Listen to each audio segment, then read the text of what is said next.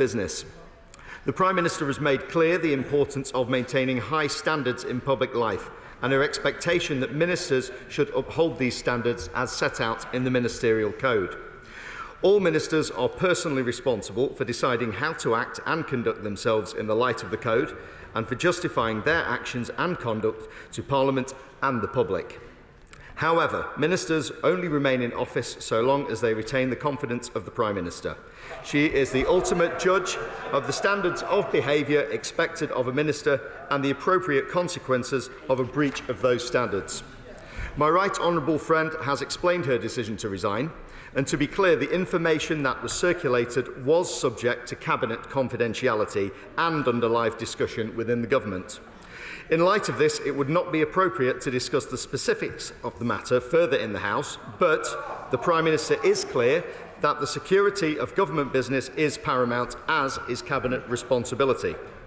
The Prime Minister paid tribute to my right honourable friend's service as Home Secretary, noting that her time in office was marked by a steadfast commitment to keeping the British people safe and overseeing the largest ever ceremonial policing operation when thousands of officers were deployed from forces across the United Kingdom to ensure the safety of the royal family for all those who gathered in mourning for Her late Majesty the Queen.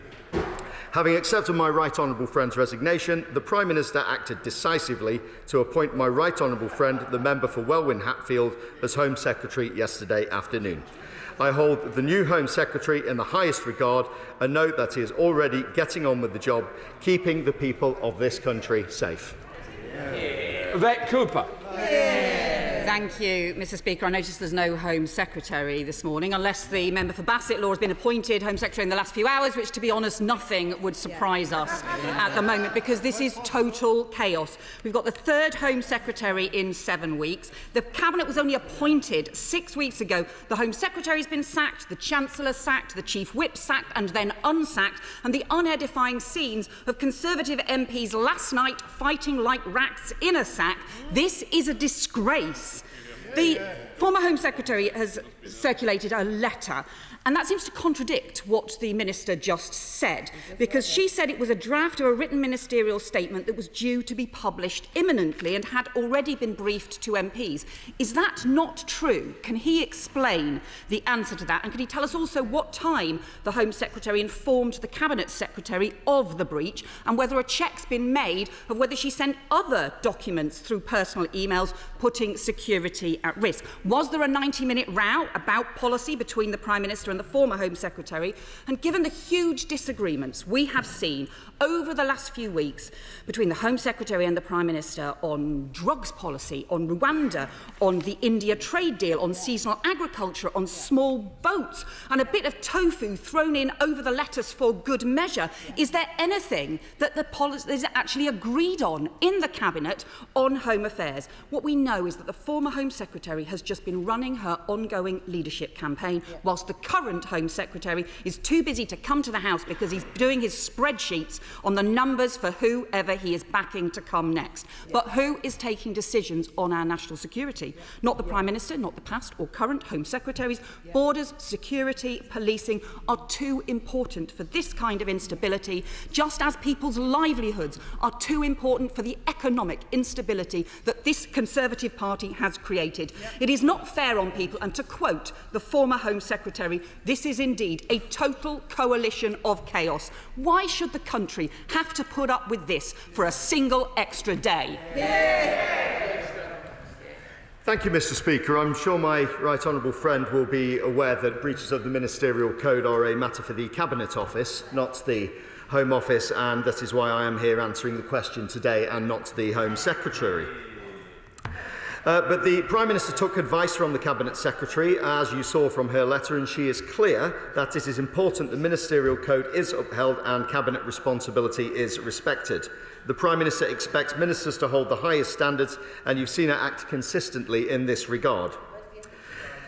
But these were breaches of the Code. The Prime Minister expects her ministers to uphold the Ministerial Code, as the public would also rightly expect, and she took the requisite advice from the Cabinet Secretary before taking this decision.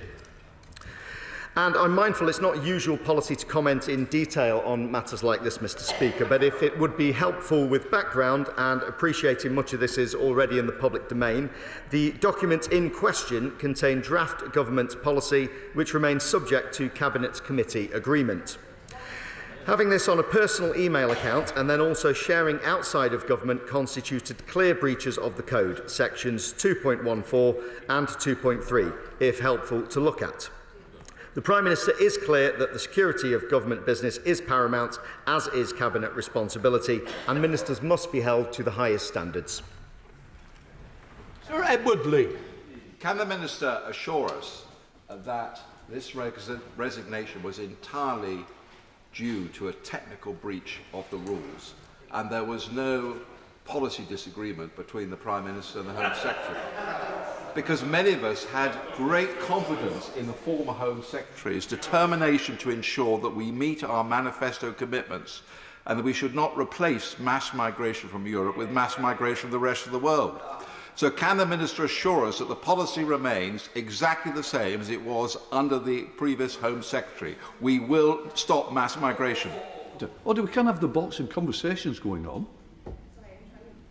I know, but please, it's very distracting. This just does not happen between backbenchers and the box. Can we just make sure that doesn't happen? Right. Minister. Thank you, Mr. Speaker. I thank the Right Honourable Member for Gainsborough for his question, and I can reassure him that this government stands firm in tackling illegal immigration. And whilst again this is not my policy area, I'm sure the new Home Secretary will highlight this. But I would also reassure my honourable friend that he will have seen the resignation letter from the former Home Secretary where she does outline her reasons, and that this was for a breach of the Ministerial Code, which is why she took the decision to resign. SNP spokesperson Anne McLaughlin. Mr. Speaker, let's be clear, the idea that this Conservative government are suddenly avid followers of the Ministerial Code is for the birds. What was the real reason for the Home Secretary's abrupt departure? And was it the case that she refused to implement immigration policies that were aimed at hitting high growth targets due to her dogmatic views? And speaking of dogmatic views, she and her predecessor both supported the dangerous and immoral Rwanda policy, flying in the face of their own officials' advice about the human rights implications. Will he confirm that the new Home Secretary, that the old Home Secretary's departure marks the end of that abhorrent policy, and will it be consigned to the scrap heap where it belongs? And can I just end by quoting Colin Yeo, a prominent immigration lawyer noted for his comprehensive analysis of Home Affairs matters. Today he posted an assessment called Braverman's Legacy as Home Secretary that simply says, Suella Braverman was Home Secretary for 43 days. Does he have anything to add to that? I thank the honourable lady for her question. I'm not going to preempt government policy. Work is ongoing looking at immigration as part of the growth plan, but it also would not be right for me to speculate on private discussions, and that is a matter for the Cabinet and, of course, their decision to take on that. Why we are here today is to discuss the breaches of the Ministerial Code and the reasons for the Home Secretary's resignation. Member of the Committee, Lee Anderson. Mr. Speaker, now then, I think the Shadow Home Secretary makes a really good point. The member for Bassett would make an excellent Home Secretary, but that's another conversation. Look, I'm sad to see the previous Home Secretary leave. We had a conversation last week about small boats, ECHR, and the excellent Rwanda scheme. But I'm not convinced, so please convince me, Minister, that the Cabinet, Government and Number 10 were totally behind the previous Home Secretary. Thank you, Mr. Speaker, and I thank my honourable friend for Ashfield for, as ever, championing the cause of making sure we have secure borders, and I know himself he is a great champion for this and will no doubt continue to push the case for this. And this government has shown that it is committed, of course, to making sure that we tackle illegal immigration and the criminal acts that are going on in the Channel. And again, whilst I wouldn't want to preempt the policies of the new Home Secretary, I'm sure when he next comes to this House he will be able to give you the assurance that you seek. John Speller. Thank you, Mr. Speaker. And no Home Secretary, no Chief Whip, no Deputy Chief Whip. This truly is an okey-cokey cabinet, isn't it? In and out. But what I want to ask the Minister directly is, there's a lot of difference between security and embarrassment for the government. So can he actually tell us the security classification of the documents he's referring to? And also, can he tell us whether any other ministers are using personal email accounts in order to conduct government business? Minister. Thank you, Mr. Speaker.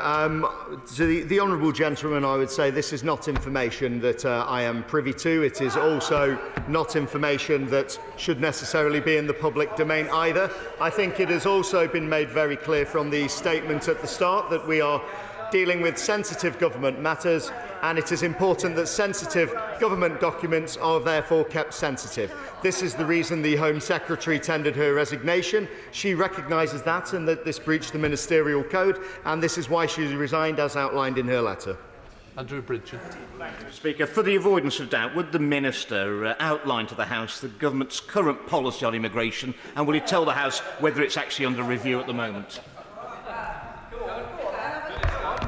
I thank my honourable friend for his question. I would refer him to the previous answers that we have given. Again, this is not for me to discuss policy today as much as the reasons for the resignation of the Home Secretary, although, again, I am sure that the new Home Secretary will come to the House, and I'm sure he will be discussing that in line with the growth plan and our commitment to tackle immigration at a future date. Ellie Reeves. Thank you, Mr. Speaker. That someone who defended Dominic Cummings and expressed her intent to break international law ever became our Home Secretary shows how broken the government is under the Tories. But having a new Home Secretary doesn't solve the problem. This government is gridlocked, endlessly U-turning and completely failing the public. Isn't it clear that it's only through a general election that we can again bring stability and security to our country? Thank you, Mr. Speaker. Again, I would remind the honourable lady that we do not live in a presidential system, and of course it is up to this government to command the confidence of this House, which is the case, and it has been very clear that we will not be having a general election. But this is not the business for this House this morning. We are here to discuss the resignation of the Home Secretary, and I think we should stick to that, Mr. Speaker, rather than trying to diverge into other areas. I think I'll decide, though, do you not? Tom Hunt. My constituents were informed yesterday that 200 economic migrants will be accommodated in a hotel in the town centre in Ipswich, of great cost to the taxpayer, putting pressure on local public services and actually also putting local jobs at risk. Will the Minister confirm to me that the new Home Secretary will prioritise the unsustainable practice of accommodating illegal immigrants in hotels and also throw their support behind things like the Rwanda scheme that the Labour Party oppose, which is potentially the only way we can nip this problem in the bud? Thank you, Mr. Speaker. I thank the honourable member for Ipswich for his question, and I think in terms of reassurance, what I would say is we've seen the Prime Minister acting very swiftly to get a new Home Secretary in place yesterday afternoon, and that is because this government is committed to pushing ahead with our agenda, and of course important issues that my honourable friend has highlighted there which need attention. This is why it is so important that we do have that stability, and this is why the Prime Minister took the action that she did. Mr. Cameron. Because it's surely obvious that the Home Secretary resigned because it's now understood in government that government's immigration policy is a major block to economic growth. And if that is the case, then I welcome the change and I welcome the new Home Secretary, and we will do if he ever graces the chamber with his presence. When he reports back to the Home Office, when we look at immigration policy in relation to economic growth, will he remind the Home Secretary that we need urgent change in the law relating to visas for non-EEA nationals seeking to work in our fishing industry? Minister. Thank you, Mr. Speaker. I thank the honourable gentleman for his question. Once again, I think it's been made clear that we should not be responding to speculation. Private discussions are exactly that, and what we have come here to deal with today are the facts. And the facts are the Home Secretary has tendered her resignation for a breach of the Ministerial Code, and policy issues are something for another time and not this House today. Mr. Speaker, I was very disappointed to see the previous Home Secretary leave her role. She's a tremendous loss to those of us who hope that one day, just one day, this government might finally get a grip of the small boats crisis. It would be a huge mistake if this government were to soften its tough line on preventing illegal immigrants entering this country upon their departure. Can the Minister confirm that the government's policy remains unchanged? Thank you, Mr. Speaker. I thank my honourable friend for his question, and whilst I may already said that I cannot speak on behalf of other ministers with this, I think you will have seen from the Prime Minister's letter to the Home Secretary where she was thanked for the work that she has done, whether this was with the huge policing operation for late Her Majesty, or whether it is with the other work that she's been doing, and of course clamping down on illegal immigration, keeping the British people safe, and I'm sure that work will continue. Mr.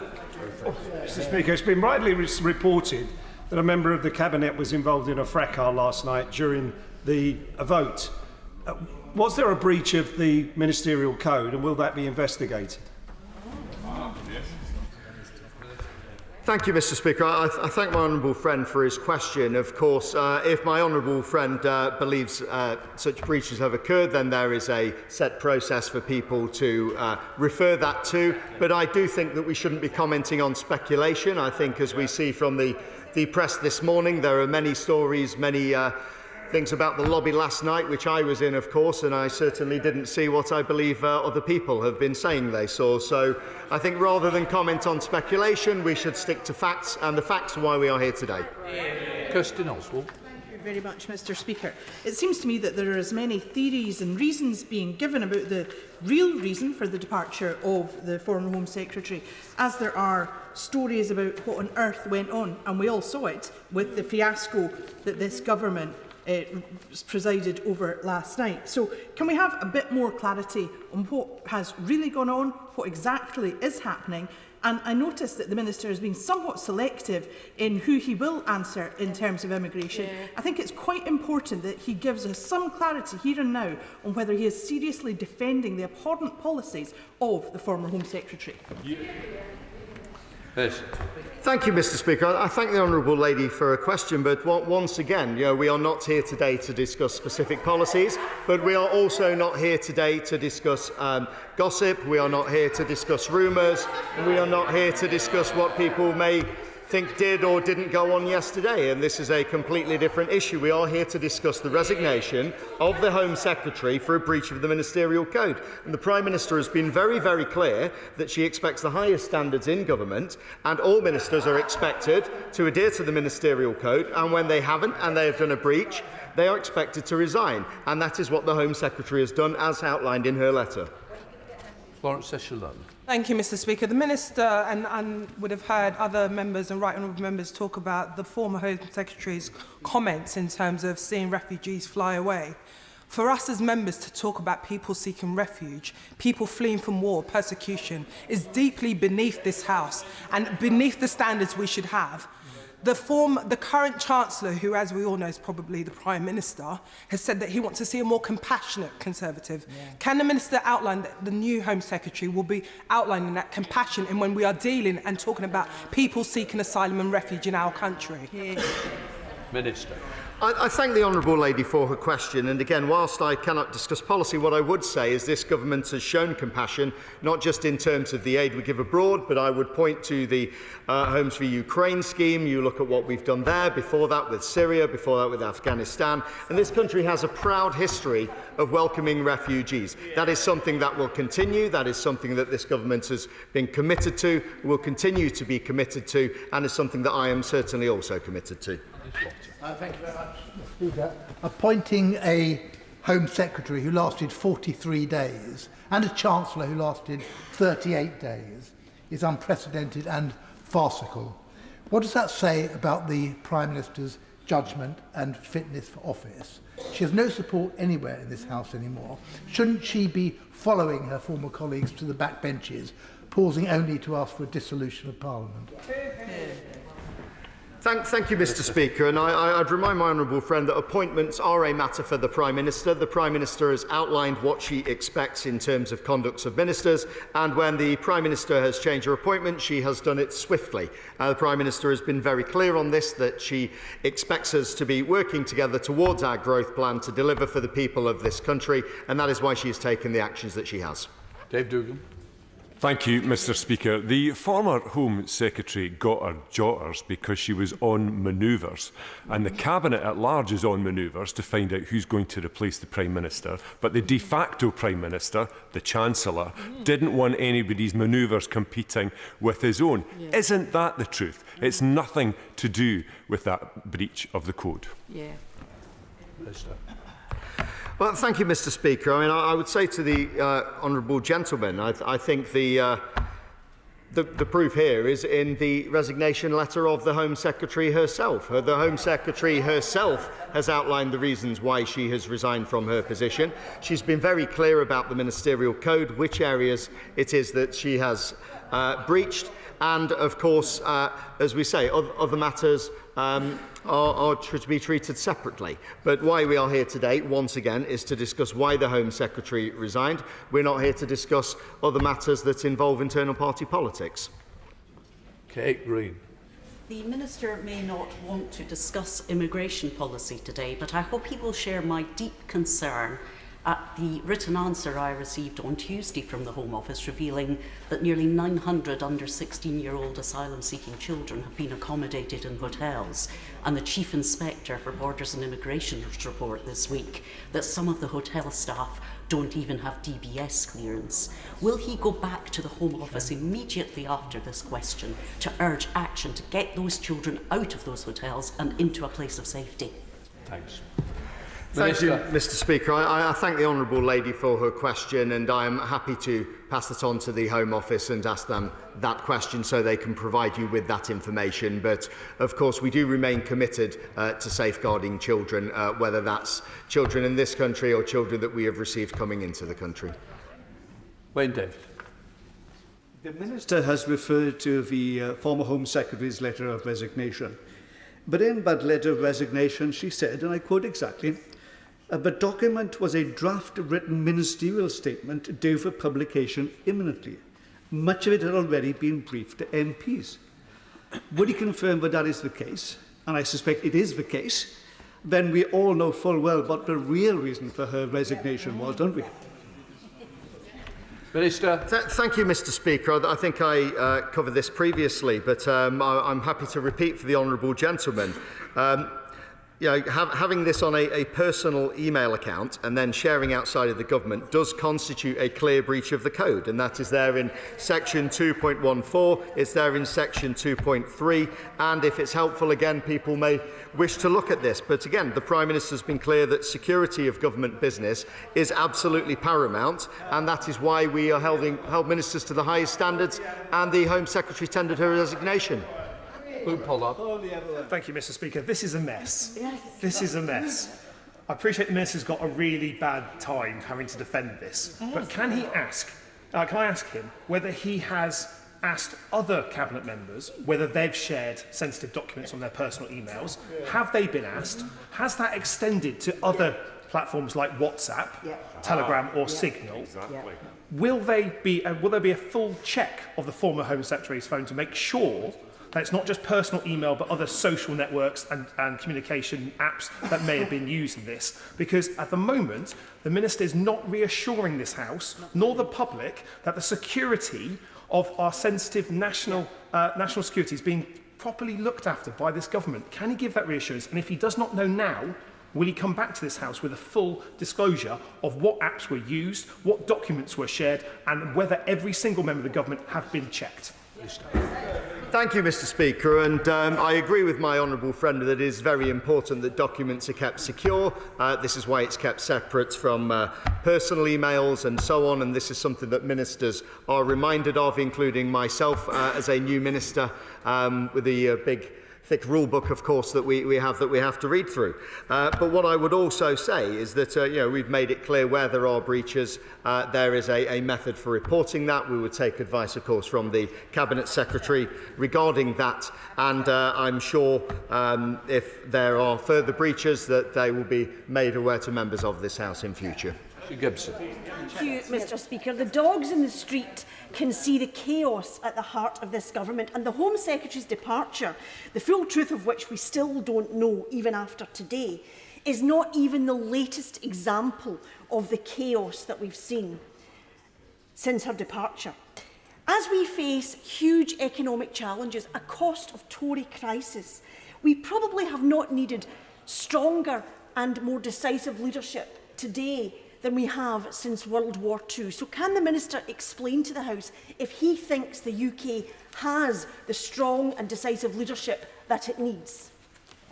Thank you, Mr. Speaker. I thank the honourable lady for her question, and I absolutely do have that strong and decisive leadership. And it was strong and decisive leadership that received the resignation of the Home Secretary and then appointed another Home Secretary the same afternoon. And as the Prime Minister has been very clear, the Prime Minister wants to move forward. She wants to move quickly to deliver for the people of this country, and that is why appointments have been made. And of course, with the breadth of talent on the backbenchers that we currently have, there's a wide pool of talent to choose from, and I'm glad that we're in this situation rather than having to send our front bench on training courses as the opposition have had to do recently. Mr. Speaker, but increased immigration would tackle labour shortages and increase the tax take. Ending the hostile environment would improve vastly government efficiency. So given that growing the economy and cutting government spendings are supposed to be government priorities, when will we hear from the new Home Secretary on how Home Office policy is going to align with the Prime Minister's stated aims? Thank you, Mr. Speaker. I mean, if increased immigration is the SNP's policy, then that is obviously a policy for him. In terms of our policies, I think we've been very clear that we want to attract the brightest and best talent to this country, but at the same time making sure we have a firm but fair immigration system. And again, whilst today is not a day for policy, I am pleased that we have replaced the Home Secretary swiftly and we're able to continue the good work that we're currently doing in these areas. We now come to the next queue. Ian Duncan-Smith. Mr. Speaker, to ask the Secretary of State for Foreign, Commonwealth and Development Affairs if he would make a statement on the role of the Chinese Consul General, who it appears now took part in the assault of Bob Chen. Minister.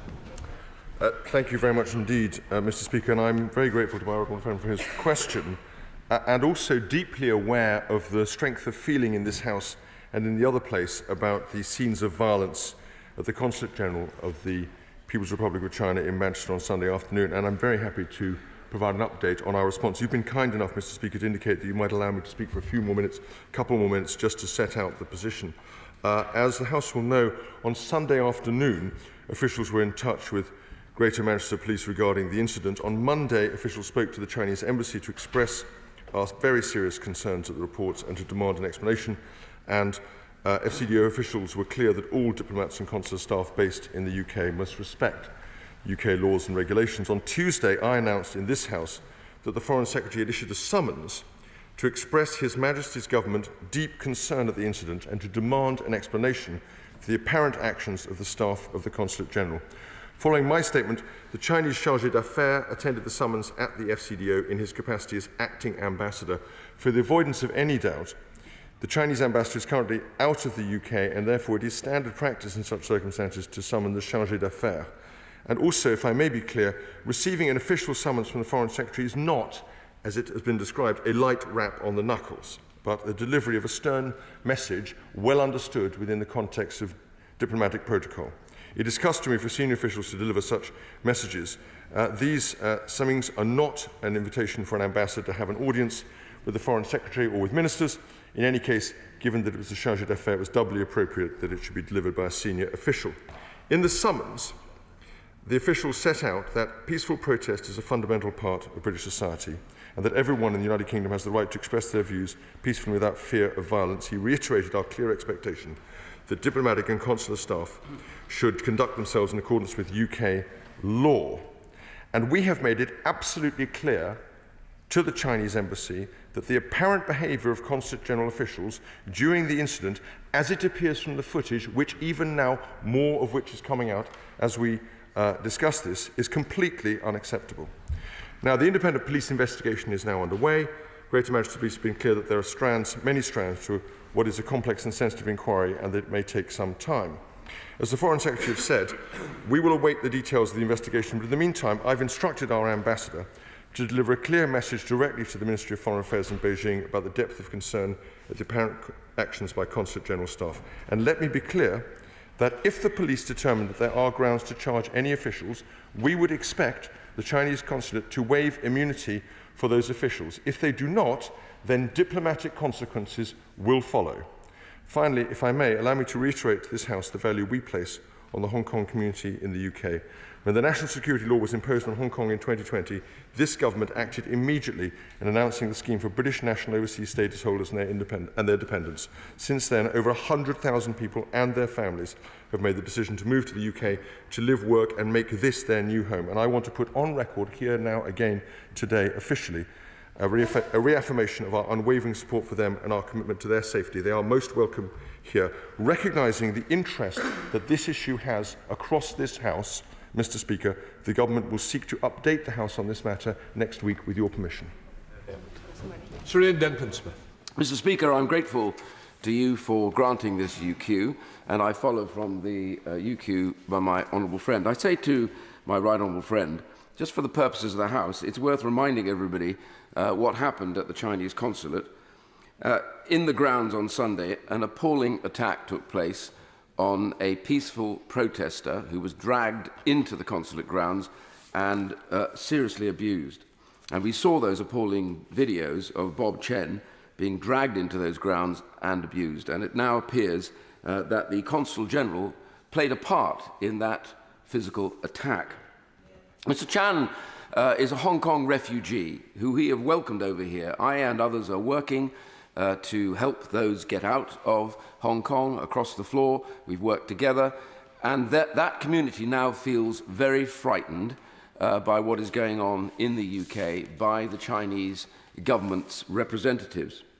And he, Mr. Chen, gave a statement for the first time to the media yesterday, Mr. Speaker, and it was a very moving statement.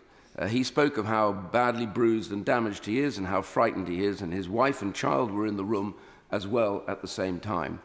I thought it was very brave of him because he now fears being targeted by the Chinese Communist Party here in the United Kingdom. So I say to my right honourable friend that now overnight we discover that the Consul General has himself admitted that not only did he take part in this attack, but that he was responsible, in his own words, for pulling his hair and tearing his scalp. This is the Consul General, let alone the others that were there.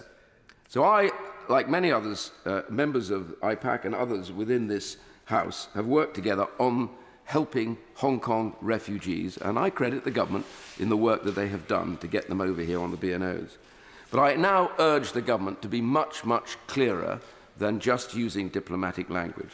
I urge the government to make it clear, in the light of this new evidence, that it's not just unacceptable that any consulate individual should have taken part in anything like this, but that any consulate individual who is proved to have been one of the perpetrators of this outrageous and violent attack on Mr. Chen will be made persona non grata immediately and sent back to China.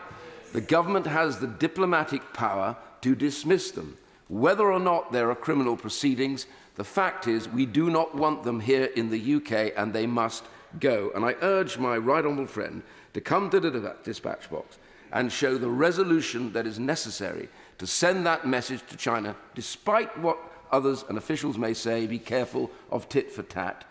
Ignore that. Get to the dispatch box and simply say they will leave the United Kingdom.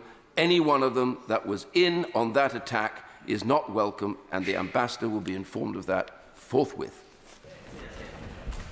Minister. Well, I thank my right honourable friend very much indeed for his further remarks.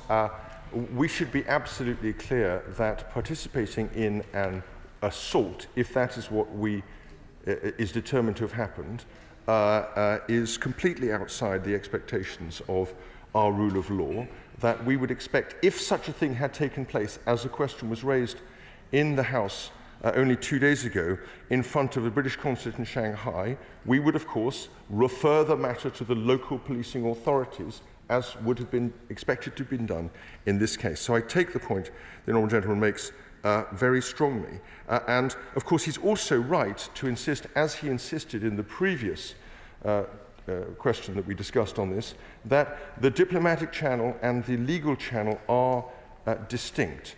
And I have seen the footage that he describes, and I have to say I think it looks very black indeed, and damning indeed. But there isn't a process that we're going through, and we need to make a factual determination. And once that is done, as I have said, diplomatic consequences, if it is found to have been as we fear it may be, that is to say, a criminal offence of some kind, diplomatic consequences will follow. We now come to the Shadow Minister, Catherine West. Thank you very much, Mr Speaker, and I thank the Honourable Member for Chingford-Woodford Green for bringing this urgent question and for the interview which he had with Mr Chen yesterday and the work that he has done on this.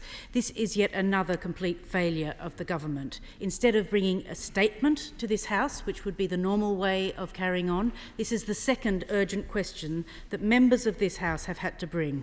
And what is more concerning, Mr Speaker, is the outrageous admission of the Chinese Consul General that he did in fact assault Hong Kong democracy protesters in Manchester, which he described as his duty.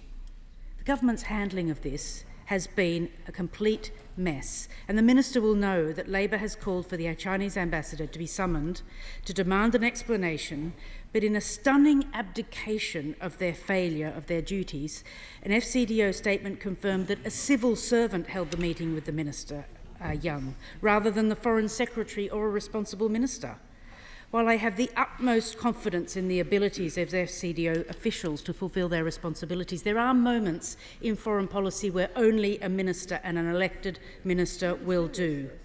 Sadly, Mr Speaker, it appears that this chaotic government has unleashed upon the country through its failed economic agenda and is now hampering ministers' ability to stand up for the most basic rights which we hold dear. The Minister has the chance to send a clear message, not just to the Chinese government, but to the government in Myanmar and any other country which might have repressive regimes and where refugees fear for their safety in this country. He will know that on the 12th of May, from this dispatch box, we challenged the government to come forward with a comprehensive plan for safety for Hong Kong nationals and others. So 2 questions. Will he now meet the embassy without any delay to communicate the strong message from us as MPs about the importance of peaceful protest in this country? And on the question of the CCTV footage, is it the case that the Greater Manchester Police have not yet received the footage because the Consulate General is refusing to hand it over? What will he do to tackle this problem? Is it possible for him to expel the individual and then for that individual to apply to return? And that way round, at least we would know that the government had taken the strongest action possible. Thank you, Mr Speaker. Minister. Thank you very much, Mr Speaker, and I thank the Honourable Lady for her question. And of course, she's absolutely right to pay tribute to my honourable friend for his interview with Mr Chen. I think that was a very important moment, and he deserves congratulations from across this House for that. In terms of what she actually said, however, I don't think she can have listened to what I said, and that's a pity. The ambassador is not in the United Kingdom and has not been in the United Kingdom since before the beginning of this week, and therefore he's not available for any kind of diplomatic interaction. The chargé d'affaires is in fact in any case the appropriate person for this kind of exchange. The last time that an ambassador was summoned to a meeting with a minister, indeed the foreign minister, was following the Russian invasion of Ukraine, which gives you a sense of the way in which the diplomatic niceties work out. In terms of CCTV and the Greater Manchester Police, I'm afraid I can't comment on that since it's a matter outside the purview of the government, but I would certainly encourage, if it is the case that the Chinese consulate is not giving up any CCTV that it has, then I would certainly encourage them to do so. Chair of the Select Committee, Liz Truss. I welcome this UQ by my right honourable friend. It is quite clear that the House is unhappy with the course that the government has taken. And I'm afraid I must challenge my right honourable friend on some of the comments he has made this morning. It is not apparent involvement. There are no ifs, there are no buts. The Consul General has not only admitted, as my right honourable friend said, that he's responsible, but he has praised his role in these actions and said he would do it again. It is a political decision to expel, not a policing decision. So can he please confirm, as he suggested from the dispatch just now, that his preference is to prosecute these individuals and to see them in British prisons? And secondly, what are the diplomatic consequences that he references? Is it to expel? We need plain speaking at this time. The House is clearly united in our position, and I urge the government to listen to it. Minister? Well, I thank the Chairman of the Select Committee, and she has made clear her view that a crime was committed here, and I think that is the view that many others have taken. But it is not, in fact, I think, a determination of fact at the level that we would need, and she may have missed the portion of what I said earlier to my honourable friend who put the question, that we recognise that the diplomatic channel and the legal channel are separate, but they're not separate as regards a determination of fact. And that is, I think, the proper grounds for us to make, as a government, a determination. As regards the political desire, we will be looking at the fact situation as it's brought forward, at the options. I've said there will be, as you may have missed this too, an update I would expect to the House next week as further events play themselves out, and we will make a judgment in due course on that basis. SNP spokesperson Angela Crawley. Thank you, Mr. Speaker. Minister, this is a serious diplomatic incident, and others have said that the scenes of the violent clash between pro-democracy protesters and the officials at the Chinese consulate are disturbing and go directly to against the tenets of diplomacy, freedom of speech and protest. Now, Bob Chan, who has fled from Hong Kong for his life, was pulled through the gates into the consulate and beaten by staff. He was left with cuts and bruises to his face, and a video footage shows hair being pulled by the Chinese consulate. He has already admitted that this was his duty. Now, the SNP condemn this violence against peaceful protesters in the strongest possible terms and call for an urgent investigation. If these individuals responsible for such violence cannot be criminally prosecuted due to diplomatic immunity, they must be formally expelled from the UK. What actions will the Minister commit to take hold of the Consulate General and take account both in domestic law and international law? Well, Mr. Speaker, I've set out the actions we're proposing to take at the moment, and of course we recognise, and I said in terms, the seriousness of this matter, and of course we also recognise the seriousness with which the House takes this matter. Now, as to the Consul General's remarks about it being its duty, I think they are sufficiently absurd not to require comment from the dispatch box. Tim Morton. Thank you, Mr. Speaker, and thank you for the steadfast support that you've continued to show those that are sanctioned by China. The Consulate General seems to have forgotten he was in Manchester, where we allow free speech, and thought he was in Lhasa, Hong Kong or Xinjiang, where peaceful demonstration is routinely met by violence from the authorities. This doesn't require clear messages in due course, as the Minister has just said. This requires strong action now, which involves chucking out some of these people, and it involves posting additional police outside every Chinese government establishment in this country to make sure that no more peaceful demonstrators are attacked in this way, because many Uyghur families and many Tibetan families already feel intimidated. Now they can be dragged into Chinese premises and beaten up or worse. Minister. Well, again, I thank my honourable friend for his question. The point about he's right to raise the contrast between our own rule of law and the deplorable, despicable experience of the Uyghurs that has been meted out to the Uyghurs in Xinjiang. He will know that only last week the UN Human Rights Commission debated this matter on the back of an extraordinarily damning report by former President Bachelet of Chile, and that is now in the public domain. As regards police support, I think it is a fact about this that the demonstration was notified to the Greater Manchester Police. They were on hand at the time, and so it's not absolutely clear that police support as such is what is required. There clearly has been some kind of failure in this case, and we need to work out, if there was, what it was. Thank you, Mr. Speaker. Yesterday, I joined Bob Chan in a press conference in which he bravely detailed the awful ordeal in my constituency. In an interview with Sky News reporter Inzi Rashid, the Chinese Consul General in Manchester has now confirmed that the footage did show him destroying banners and assaulting a protester, which he argued was his duty. The high-brows and the above-the-law attitude of the Consul General is sickening. Will the government stop dragging their feet and take immediate action by declaring the Consul General persona non grata? Minister. Well, I thank my honourable friend, and of course he too has engaged very closely with Mr. Chan, and very, very welcome that is too, and I thank him. I'm sure from everyone around this House will congratulate him and thank him for his support on that. He has, in his question, revisited questions I've already debated at some length and announced from the dispatch box. We have put in place a series of measures which we are going through now, and in due course we will expect to update the House on progress in this developing situation. Richard Holden. Thank you very much indeed, Mr. Speaker, and I'd like to thank you, sir, for your continued efforts in this direction and to hold the Chinese to account and help us do so in this House. But there is, could the Minister just answer a question quickly about, there's another protest this weekend in Manchester. Has the Minister contacted Greater Manchester Police already to ensure that those protesters who are there can have the protection of Greater Manchester Police, which they clearly haven't had to date?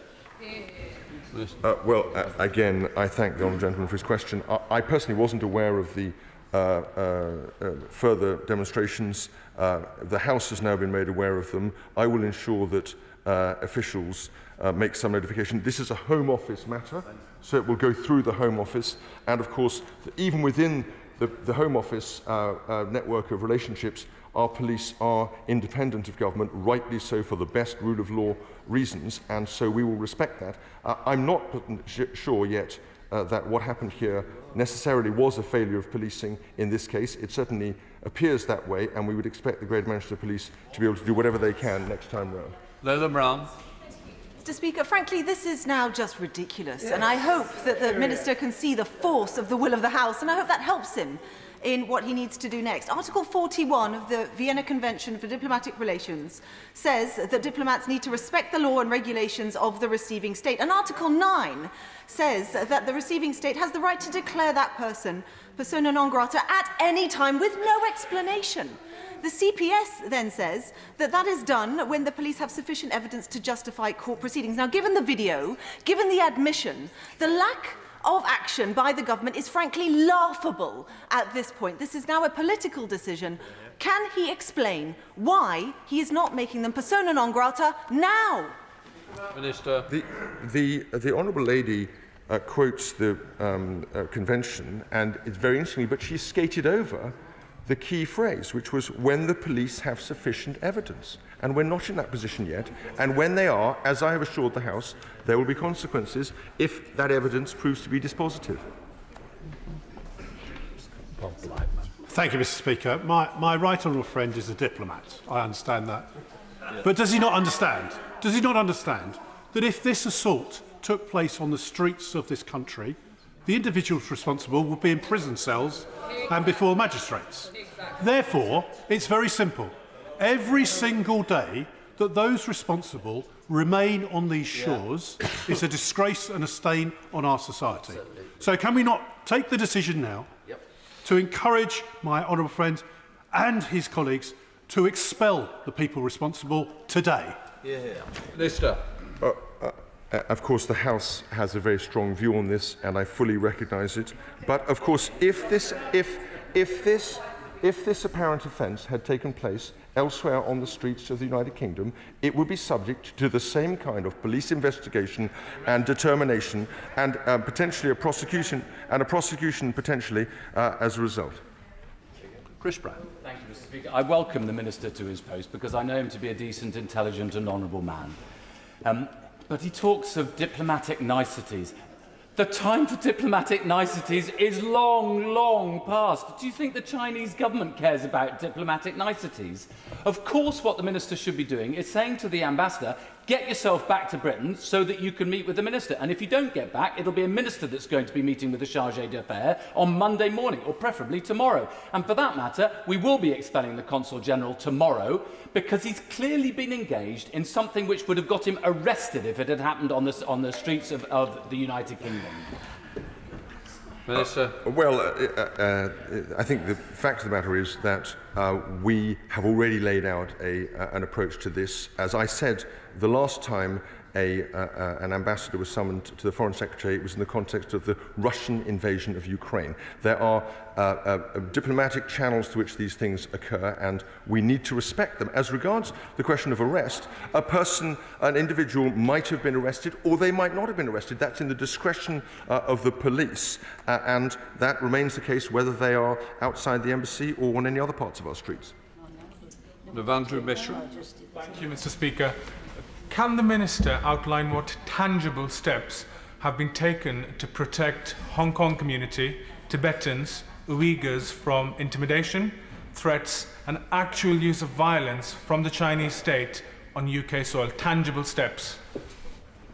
Minister. Well, he knows that we've, of course, opened the BNO channel. We have offered support from the Home Office and from the Department for Housing, Levelling Up and Communities to them, and they remain under the rule of law and therefore the purview of the police, as would any other residents in this country.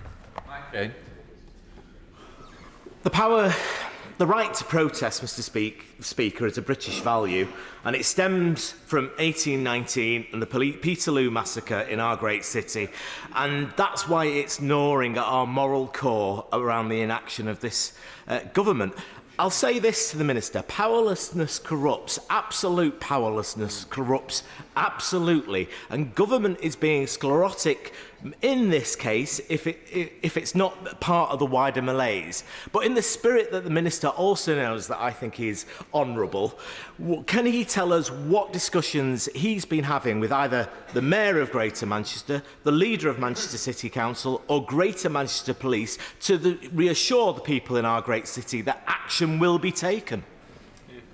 Minister. Well, the Honourable Gentleman is a Manchester MP, and I absolutely respect the force of his passion in this issue. And as with the member for the Rwanda, there's nothing more deadly than when a member of the opposition is kind about the gentleman at the dispatch box. So I'm aware of the danger of that. I would correct him on the issue of the rule of law and due process. It goes back in this country way before Peterloo, and one would think of it as something the codification or formalisation of legal changes in the 17th century.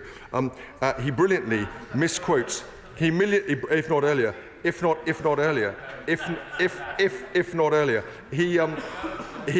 brilliantly misquotes Lord Acton. Let me say in relation to the Greater Manchester Police that this is a matter for the Home Office, but I can be absolutely certain, as he can, that they will be following this debate with considerable interest. Kate Green. A few moments ago, the Minister characterised the Consul General's comment that it was his duty to commit an act of violence as absurd. With the greatest respect to the Minister, whom I like very much, I think it was sinister and menacing. It's not just that this House cares about seeing the Consul General and others involved in this incident face immediate, what he calls diplomatic consequences.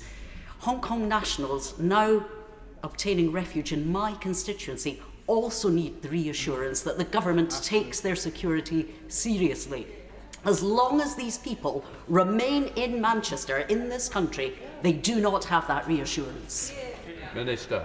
Well, again, I thank the Honourable Lady. I don't, if I may say so, think that she's right about the position that I've taken. We have been perfectly clear about the concern felt across interested bodies and parties and groups in the UK, and in particular Hong Kong residents here and people who have come from Hong Kong, and that is why I ended my statement with a very specific message to them to say of support to them. And I've also outlined to this House the measures that we've put in place, and the other departments focus on those people.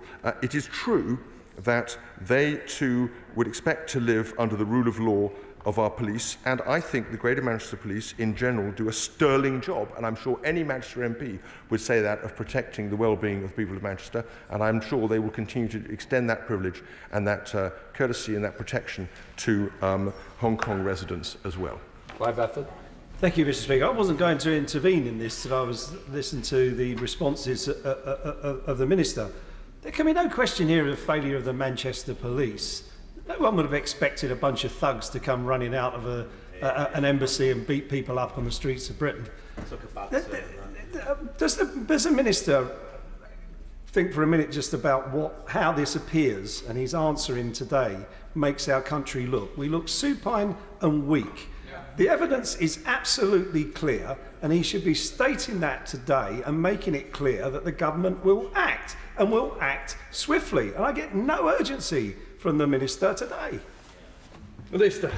Well, of course, I'm afraid that's hopelessly untrue. We take this extremely seriously. We're acting on it. We've had 2 UKs on the matter. We've got different departments engaged and involved. I can confirm, I've since had it confirmed to me that officials have been in touch with the Greater Manchester Police, and they will remain so. Of course, I mean no criticism of anyone in that fine, august body of police men and women, but we absolutely continue to look to them to maintain the kind of standards of policing that they always have done in that city. Kirsten Nelson. Mr. Speaker, it strikes me that there isn't any dubiety in this House at all about the appalling scenes that we have all witnessed. And as a signatory of the Sino-British Joint Declaration, the UK has got a diplomatic but also a moral responsibility to the people of Hong Kong, especially the large numbers who came to the UK under the new visa scheme. So does he not accept that there is a need for clear action to make sure that Hong Kong people and Uyghurs and Tibetans feel safe and feel valued here?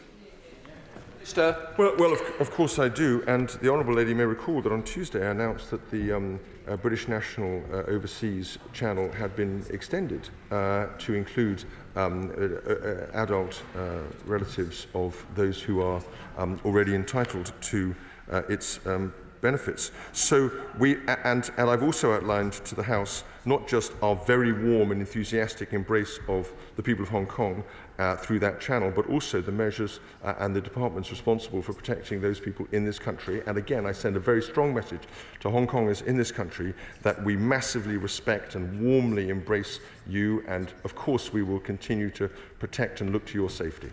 Jim Shannon. Thank you, Mr. Speaker, and it's been quite difficult to listen to the answers, and I say that with great respect to the Minister, because we don't really feel that maybe the issue has been taken strongly enough. The Minister will be aware that this latest travesty is simply one on a long list of despicable attacks on innocent people taking place, arguably at the hands of those in power in China. Will the Minister make a determination to meet with the Ambassador to highlight that the behaviour of taking someone from British soil onto the Chinese consulate to abuse them physically and violently within the consulate is disgraceful, will not be tolerated, and that those involved, including the Ambassador, will be sent home immediately? Minister.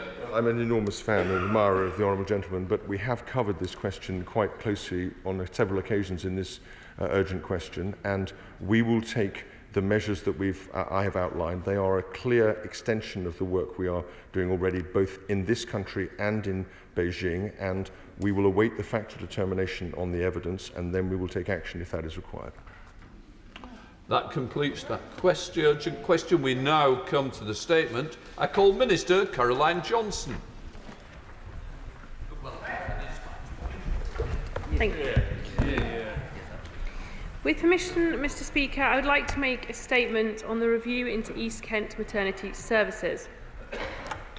Few things could be as tragic as the death of a child, yet knowing that that death was wholly avoidable comes with its own unimaginable pain. It is thanks to the tireless efforts of families in East Kent, their courage and their determination, that we have been able to shine a light on maternity failings in East Kent Hospital's University Trust. Dr. Bill Kirkup's report, published yesterday, has some stark and upsetting findings. In examining over 200 births in the Trust between 2009 and 2020, he found that, had care been given at nationally recognised standards, 45 babies might not have lost their lives. And many more families may not have experienced such distress at what should have been their time of joy. He also found a toxic culture within the Trust, with a disturbing lack of kindness and compassion, and victims' families even blamed for their devastating losses. Before I say more, Mr. Speaker, I want to say this. I'm profoundly sorry to all the families affected. This should never have happened, and we will work tirelessly to put it right. Mr. Speaker, with the report published just yesterday, I'm sure honourable members will understand our need to carefully consider all of its details. I will be reviewing all of the recommendations and will issue a full response once I've had time to consider them. But given the gravity of what the report reveals, I felt it was important to come to the House today and update colleagues on the steps we're already taking to improve maternity services in East Kent and across the country. Turning to the report itself, it is a litany of failure that makes for very difficult reading. It details failures of team working, failures of professionalism, failures of compassion, failures to listen, failures after safety incidents, and, ultimately, a failure of leadership. The review heard about women and family members feeling patronised, ignored or told off. One woman hearing from a doctor, some parents just aren't supposed to have children. Some people felt they were unimportant or too much trouble. One woman reportedly was told by a staff member that they were sorry for her loss, but their baby was dead, and there were other babies who were living who still needed attending to. These kind of failures showed up at every level of patient care, with no discernible improvement over the whole time frame of the review. The Trust failed to read the signals, and they missed every opportunity to put things right. Mr. Speaker, these are difficult things to hear, and especially hard because I know so many of us have experienced for ourselves the brilliant care that NHS maternity services can offer. We must take nothing away from the hundreds of thousands of incredible people working day and night in maternity services across the country. Yet we cannot pretend that the story of East Kent is a one-off. Reviews from Morecambe Bay to Shrewsbury and Telford paint a more disturbing picture. While they may be some of the most extreme examples, and we must hope they are certainly not isolated incidents. And colleagues will know that just last month, Donna Ockendon began her new independent review into maternity services at Nottingham University hospitals. We entrust the NHS with our care when we are at our most vulnerable. Everyone has the right to expect the same high quality care, no matter who they are or where they live. Mr. Speaker, we are already taking a number of steps to improve the quality of maternity care in East Kent and across the country.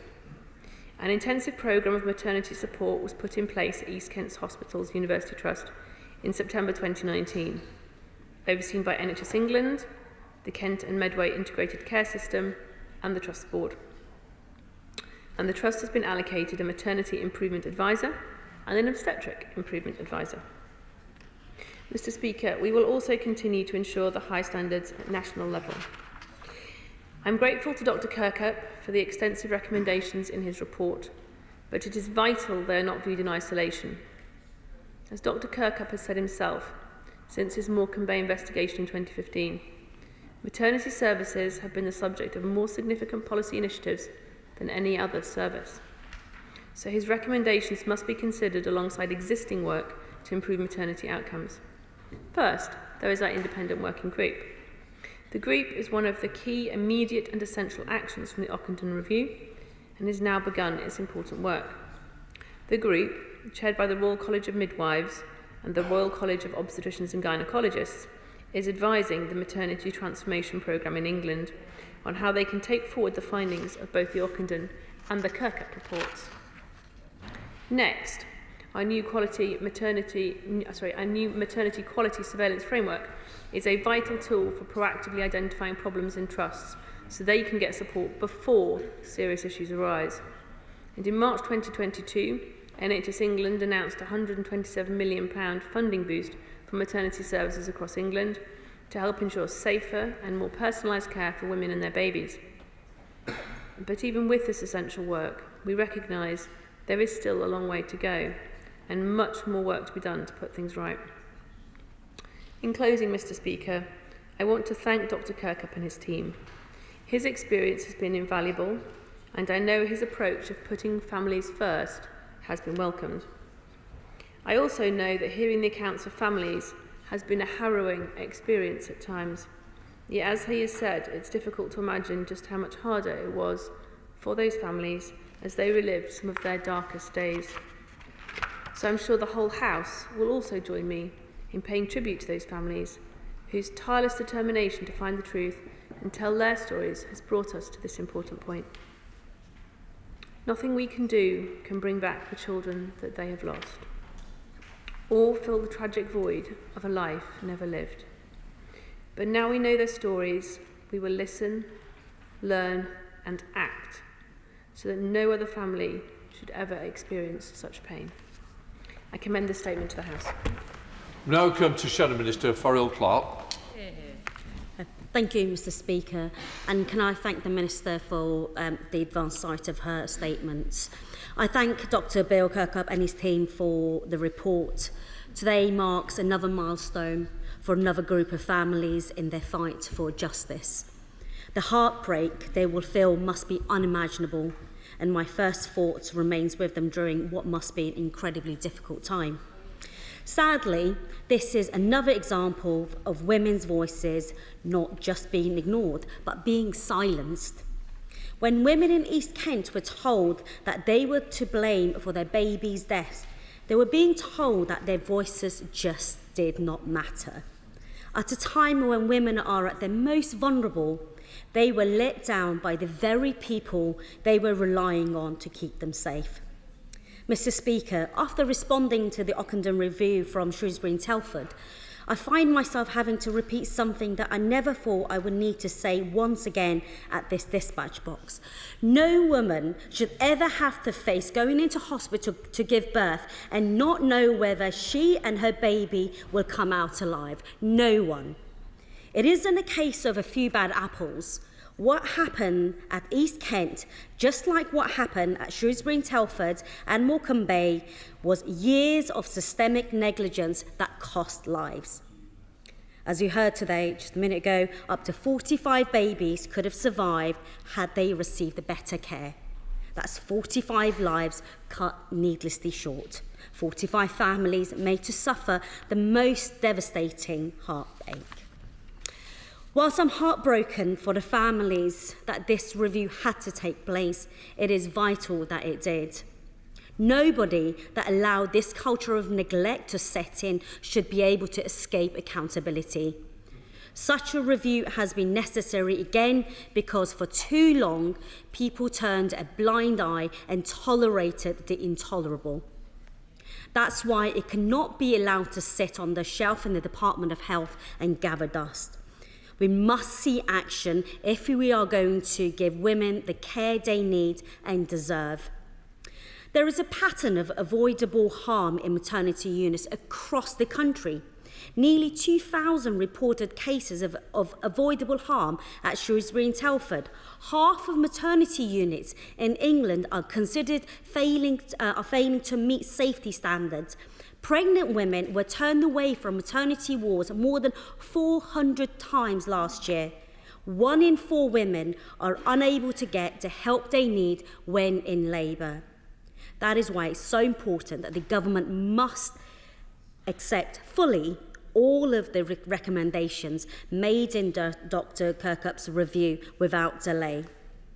Mr. Speaker, this is a collective failure, and we've all got to learn lessons from this. In the wake-up of Ockenden Review, the Right Honourable Member for Bromsgrove announced an extra £127 million of funding for maternity services to help deliver the reform that is so clearly needed. So, can I ask the Minister where that money is? We're grateful to hear from the Minister where that has been spent, what it has been spent on, and how the impact it has will be measured. Because underpinning the issues in maternity care as across the NHS is workforce. More midwives are leaving the profession than joining. There is now a shortage of over 2,000 midwives in England.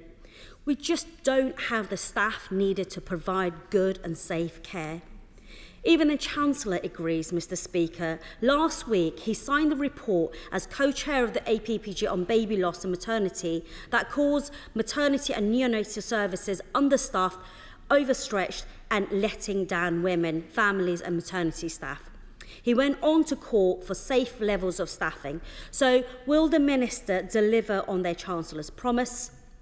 The government must provide the staff maternity services so desperately need to provide safe care across our NHS, as Labour have a plan to. Because, Mr. Speaker, having the confidence that they will be safe is all women are asking for, and it really isn't much. It's high time the government deliver it. Thank you. Minister. I thank the Honourable Lady for her questions. The report does paint a tragic and harrowing picture of poor maternity care at East Kent Hospital, and the lady talks about accountability. She will be aware that the Trust board has changed in terms of chief executive and chairman, and that the new those new into post are working hard to ensure that things are turned around and things improve.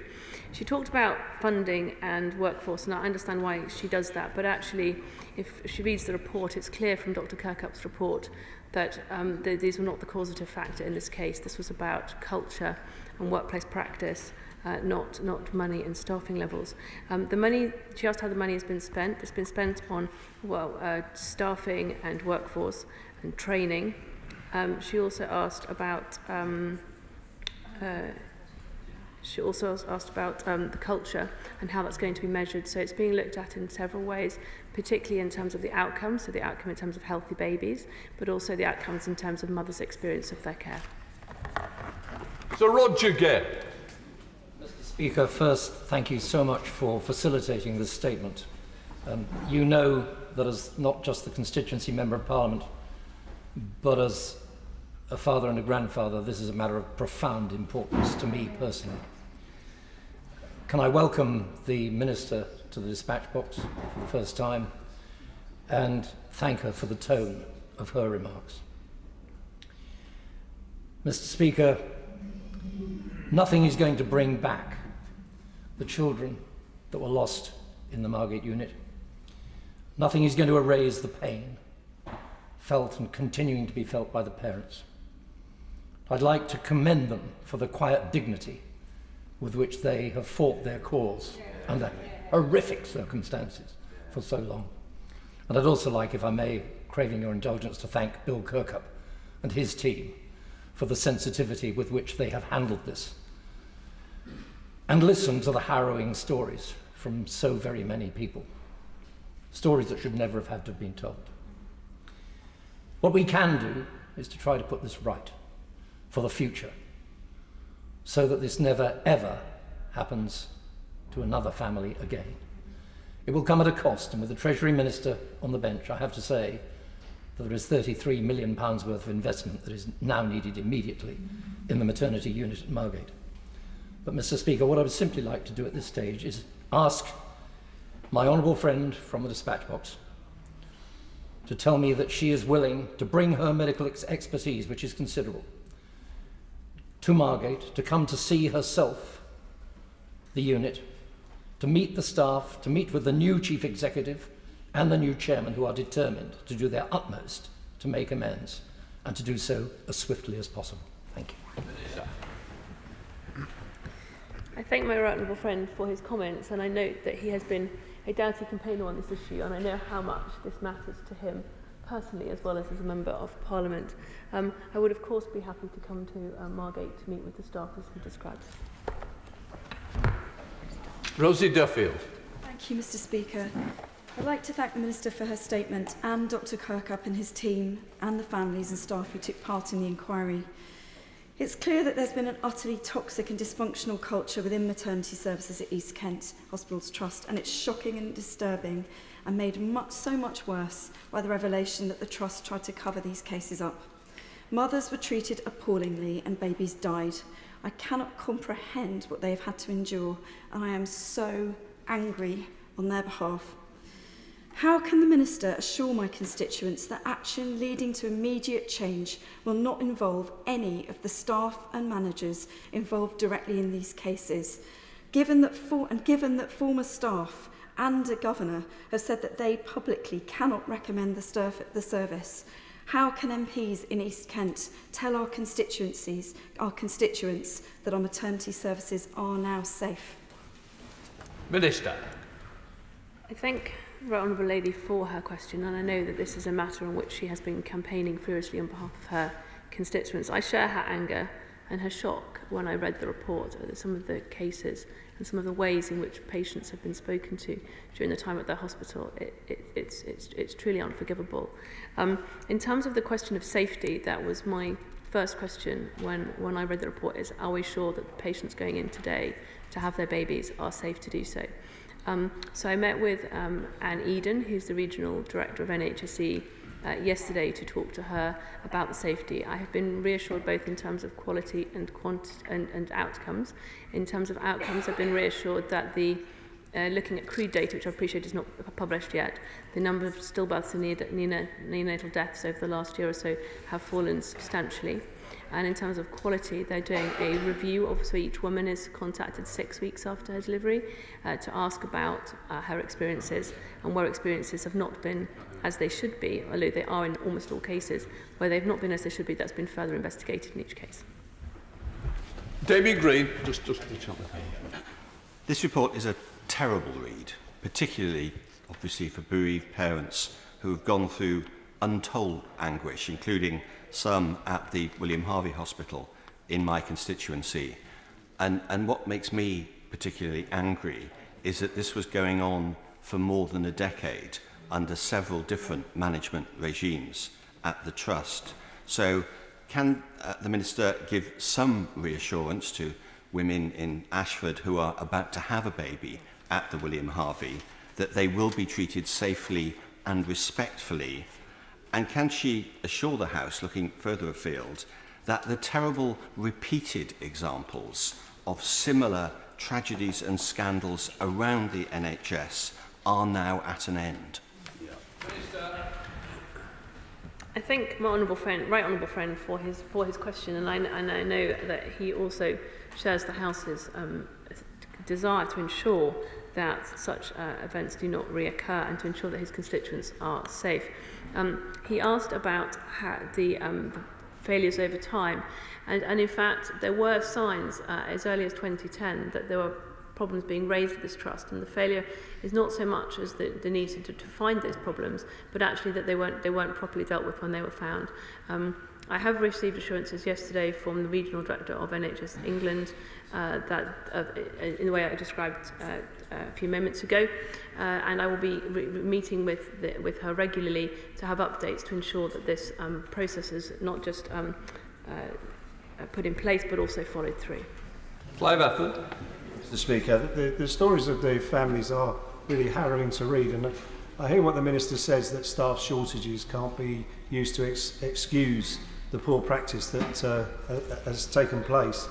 But nonetheless, it is disturbing that the NHS England has abandoned its safety targets under the midwifery continuity and care model. And I wonder if the Minister could say, when we have more midwives leaving the profession than coming into it, as a matter of urgency, in order to avoid these sorts of occurrences in other places, what the government is going to do to turn around that loss of midwives. So thank the honourable gentleman for his question. So NHS England have announced they're investing an additional £127 million into the maternity system in the next year. This money will go towards the maternity workforce and improving neonatal care. There is also, in addition to that, £95 million invested last year to support the establishment of more than 1,200 more midwifery posts and 100 more consultant obstetric posts. Work is already underway as part of the biggest nursing, midwifery and allied healthcare professional recruitment drive in decades. So this will help us to increase the number of midwives in East Kent, but also elsewhere. Helen Waitley. Thank you, Mr. Speaker.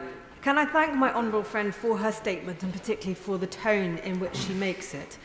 Dr. Kirkup's report is harrowing reading, but nothing compared to the harrowing experiences of the parents whose babies were severely injured at birth, stillborn, or lost in the days after they were born, particularly when so many of those incidents were avoidable. It's a shocking litany of clinical and management mistakes, missed opportunities, failures to take responsibility, and an incomprehensible normalisation of baby death, despite all the efforts to improve safety since the mid-staff's scandal. Can I ask my honourable friend, firstly, to put herself in the shoes of an expectant mum, which I know as a mum she will be able to do, as well as from her experience as a clinician.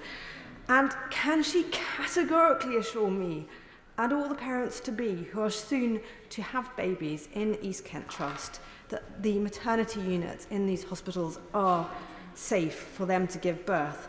And secondly, can I say to her, well, there are worthwhile sections on the actions in the report, and I commend Dr. Kirkhope for his report. The report doesn't get to the bottom of the problem, which is truly one of accountability. Can she assure me that never again will a trust find reasons to excuse catastrophic outcomes, or never again can critical reports be dismissed as a load of rubbish, I quote from the report, or never again could staff blame patients for a hospital's failings, but instead, can I ask her, how will she assure herself as a minister, I know this is a difficult role, that every single maternity unit in every single hospital across the country is safe for mothers to give birth? Minister. I thank my honourable friend for her question, and I know that she has campaigned hard, both as a minister and as a backbench MP, for safety in the National Health Service. In terms of safety at East Kent Trust, we've talked about already how the regional team are there. There's also a maternity safety support team who are in the trust working actively on the ground to ensure that the lessons are learned and the services are improved. I've been given some figures that demonstrate that the outcomes are improving, and as I talked earlier, there are steps in place to ensure the quality of service and to feed back the quality of service to ensure no woman is spoken to in the way described in the report. From a wider perspective, we're looking at both the workforce as described, but also how we ensure that problems are not just picked up, but they're actually developed and followed through. We're also looking at the report, the CARC report, which looked at how managers are responsible and held responsible, and we'll be talking more about that in due course. Rachel Hopkins. Thank you, Mr. Speaker. Many of my constituents have raised the point that black women in the UK are 4 times more likely to die in pregnancy and childbirth. So can the Minister explain what action is being taken to end this scandal? I thank the Honourable Lady for her question. So on a wider perspective, the government has a target of reducing stillbirths and neonatal deaths across the country, and that obviously includes women of colour too. What was particularly shocking about this report, coming hard on the heels of Shrewsbury and Morecambe Bay, was the culture of cover-up it reveals, the lack of empathy extraordinarily amongst staff, and the fact it took parents and grandparents like Derek Richford to campaign to get the expose that has now come out. Does she agree with me that given that there were stillbirths involved here, where live-born children were described as being stillborn so coroners could not investigate, it underlines yet again the need for my Civil Partnerships, Deaths and Births Act, 3.5 years ago passed by this House, which give powers to coroners to investigate stillbirths, to come into force at last. Will she go and speak to the Justice Secretary and liaise between her department to get that measure enacted straight away to give some confidence to those parents who have been through these terrible experiences? I thank my honourable friend for his question. I understand his passion in this area. I'd be happy to meet with him to discuss it further. Richard Ford. Thank you, Mr. Speaker. We've seen several tragedies in health and social care services across the country. Both the Ockenden review from earlier this year and this recent upsetting report by Dr. Kirkhope highlight serious multiple failings. It should go without saying that health outcomes should never be determined by location. We must tackle the inequalities that exist between rural and urban maternity services to ensure that people living in rural and coastal areas can access the same range of birthing methods and support. So will the Minister support the Maternity Services Rural Areas Bill, which was brought forward by my Liberal Democrats colleague, the member for St Albans, to end maternity service inequalities for people living in rural and coastal areas? I thank the honourable gentleman for his question. As a rural member of Parliament myself, I understand the need for rural services to be just as good as those in more urban areas. and to ensure that they're improved where not adequate. There is a medical education reform programme which is jointly co-sponsored project between NHS England and the NHEE. It's expected to direct investment for specialty training more towards area of population need to smaller and rural hospitals, and this programme has entered its implementation phase from August 2022. Morecambe Bay, East Kent, James Paget and Shrewsbury and Telford are included in the current smaller hospitals list. I'm not certain about the hospital in the gentleman's constituency, but I can find that information and write to him about it. James Morris. Thank you, Mr. Speaker. This is clearly a shocking and disturbing report, and I find myself agreeing with the Shadow Minister when she said that this represents a serious collective failure across our maternity services, because I know that it's not just an isolated incident. Would the Minister agree with me that there is a role here to be played by the Healthcare Safety Investigation Branch that has set up a stream of work in relation to maternity services? So could she redouble her efforts in conjunction with that body to make sure that we learn the lessons of the cultural failures in this case, and that learning is spread throughout the system, because that's the only way that we have an opportunity of making sure that these things don't happen again? Minister. I thank my honourable friend for his question. An honourable gentleman will be aware that within HSIB, the government is establishing a new special health authority specifically for maternity investigations with specialist expertise. This independent body will continue the work of HSIB from 2023. In the meantime, maternity investigations will continue without interruption until it's fully operational. Jim Shannon. Mr. Speaker, can I first of all welcome the Honourable Lady to her place. We're very pleased to have her expertise and knowledge in that role as Minister, and I think this House will benefit from that. I'd also like to express on behalf of myself and my party my sincere sympathies to all of those who have lost loved ones. I think it's fair to say that we all have those families very much in our thoughts and our prayers. Will the Minister outline what discussions have taken place with the devolved health trusts, devolved nations for instance, to information share and to ensure that UK-wide reform, as it is clear that the pressures that led to this terrible scenario in Kent are ready to be replicated throughout the United Kingdom of Great Britain and Northern Ireland, as midwives battle with understaffed, unsupported and exhausted wards, which are on the brink of life and death disasters, through no fault of individuals, midwives who will carry that all to their graves. I know the Minister is committed to making it better. How can we do that for all of this great United Kingdom of Great Britain and Northern Ireland? Thank you.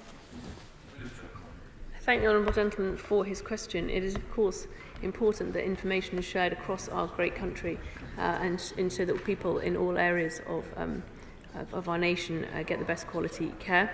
Health is a devolved issue, but I will continue to work with the ministers from the devolved nations to ensure that we share the lessons and indeed learn from each other.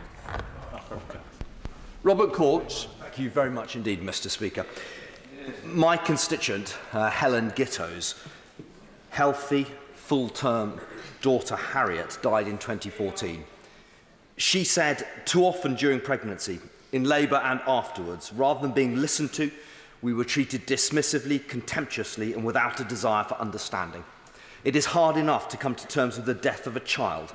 It is even harder when you are implicitly blamed for what has happened. Mr. Deputy Speaker, would the Minister commit to ensuring the implementation of all 5 recommendations, to begin the process of doing so by recess, and to make an oral statement to the House detailing what progress has been made, again, by recess?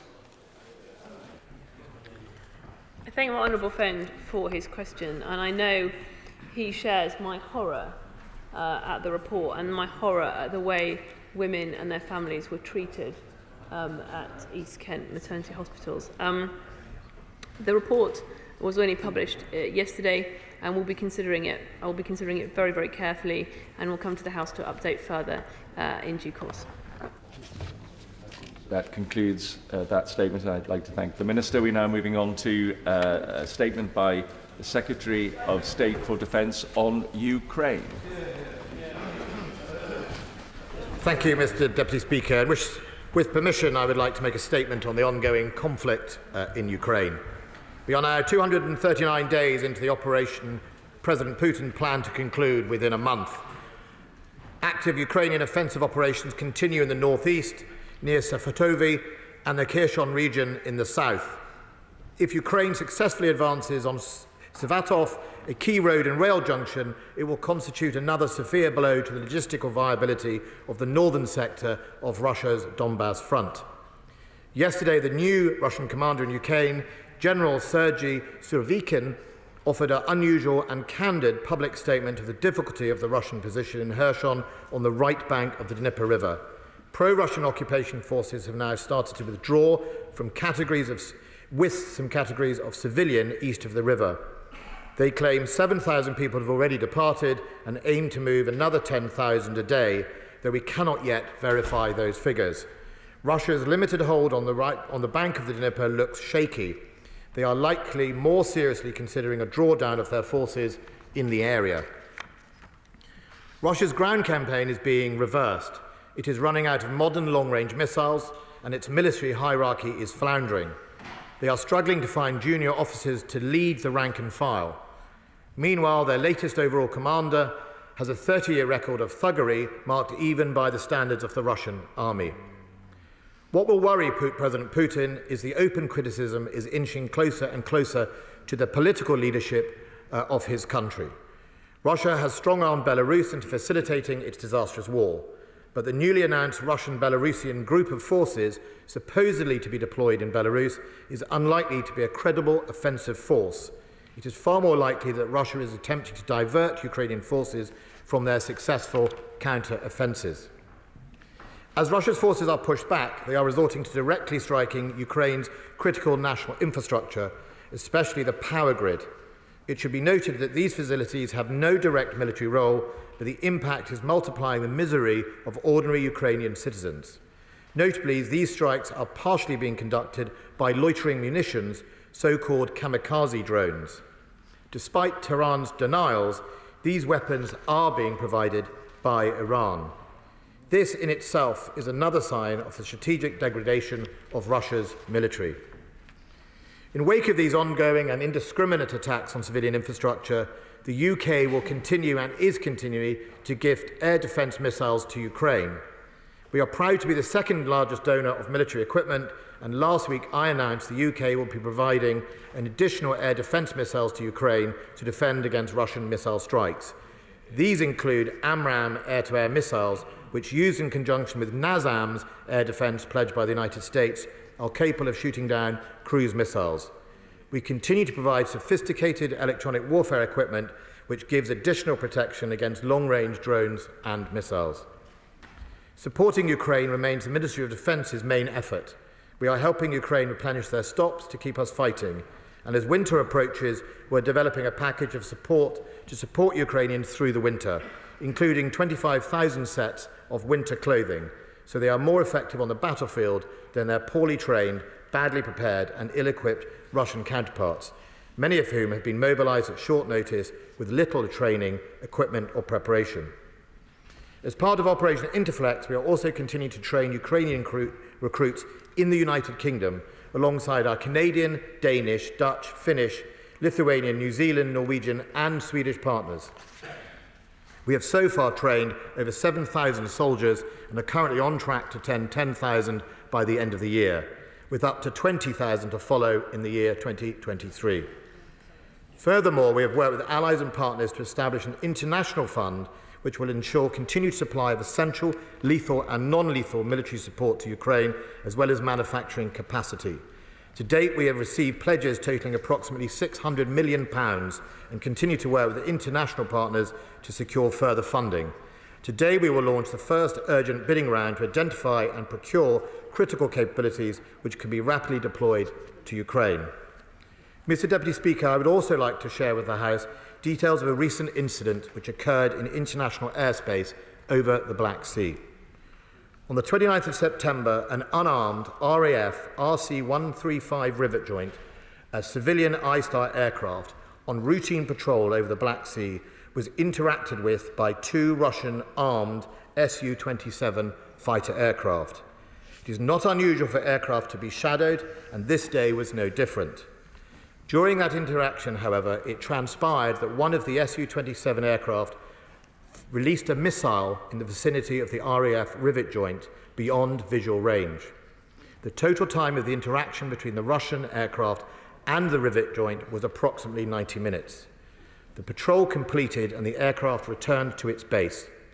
In light of this potentially dangerous engagement, I have communicated my concerns directly to my Russian counterpart, Defence Minister Shoigu, and the Chief of Defence Staff in Moscow, and has done so. My colleague, the Chief of Defence Staff, has also communicated his concerns.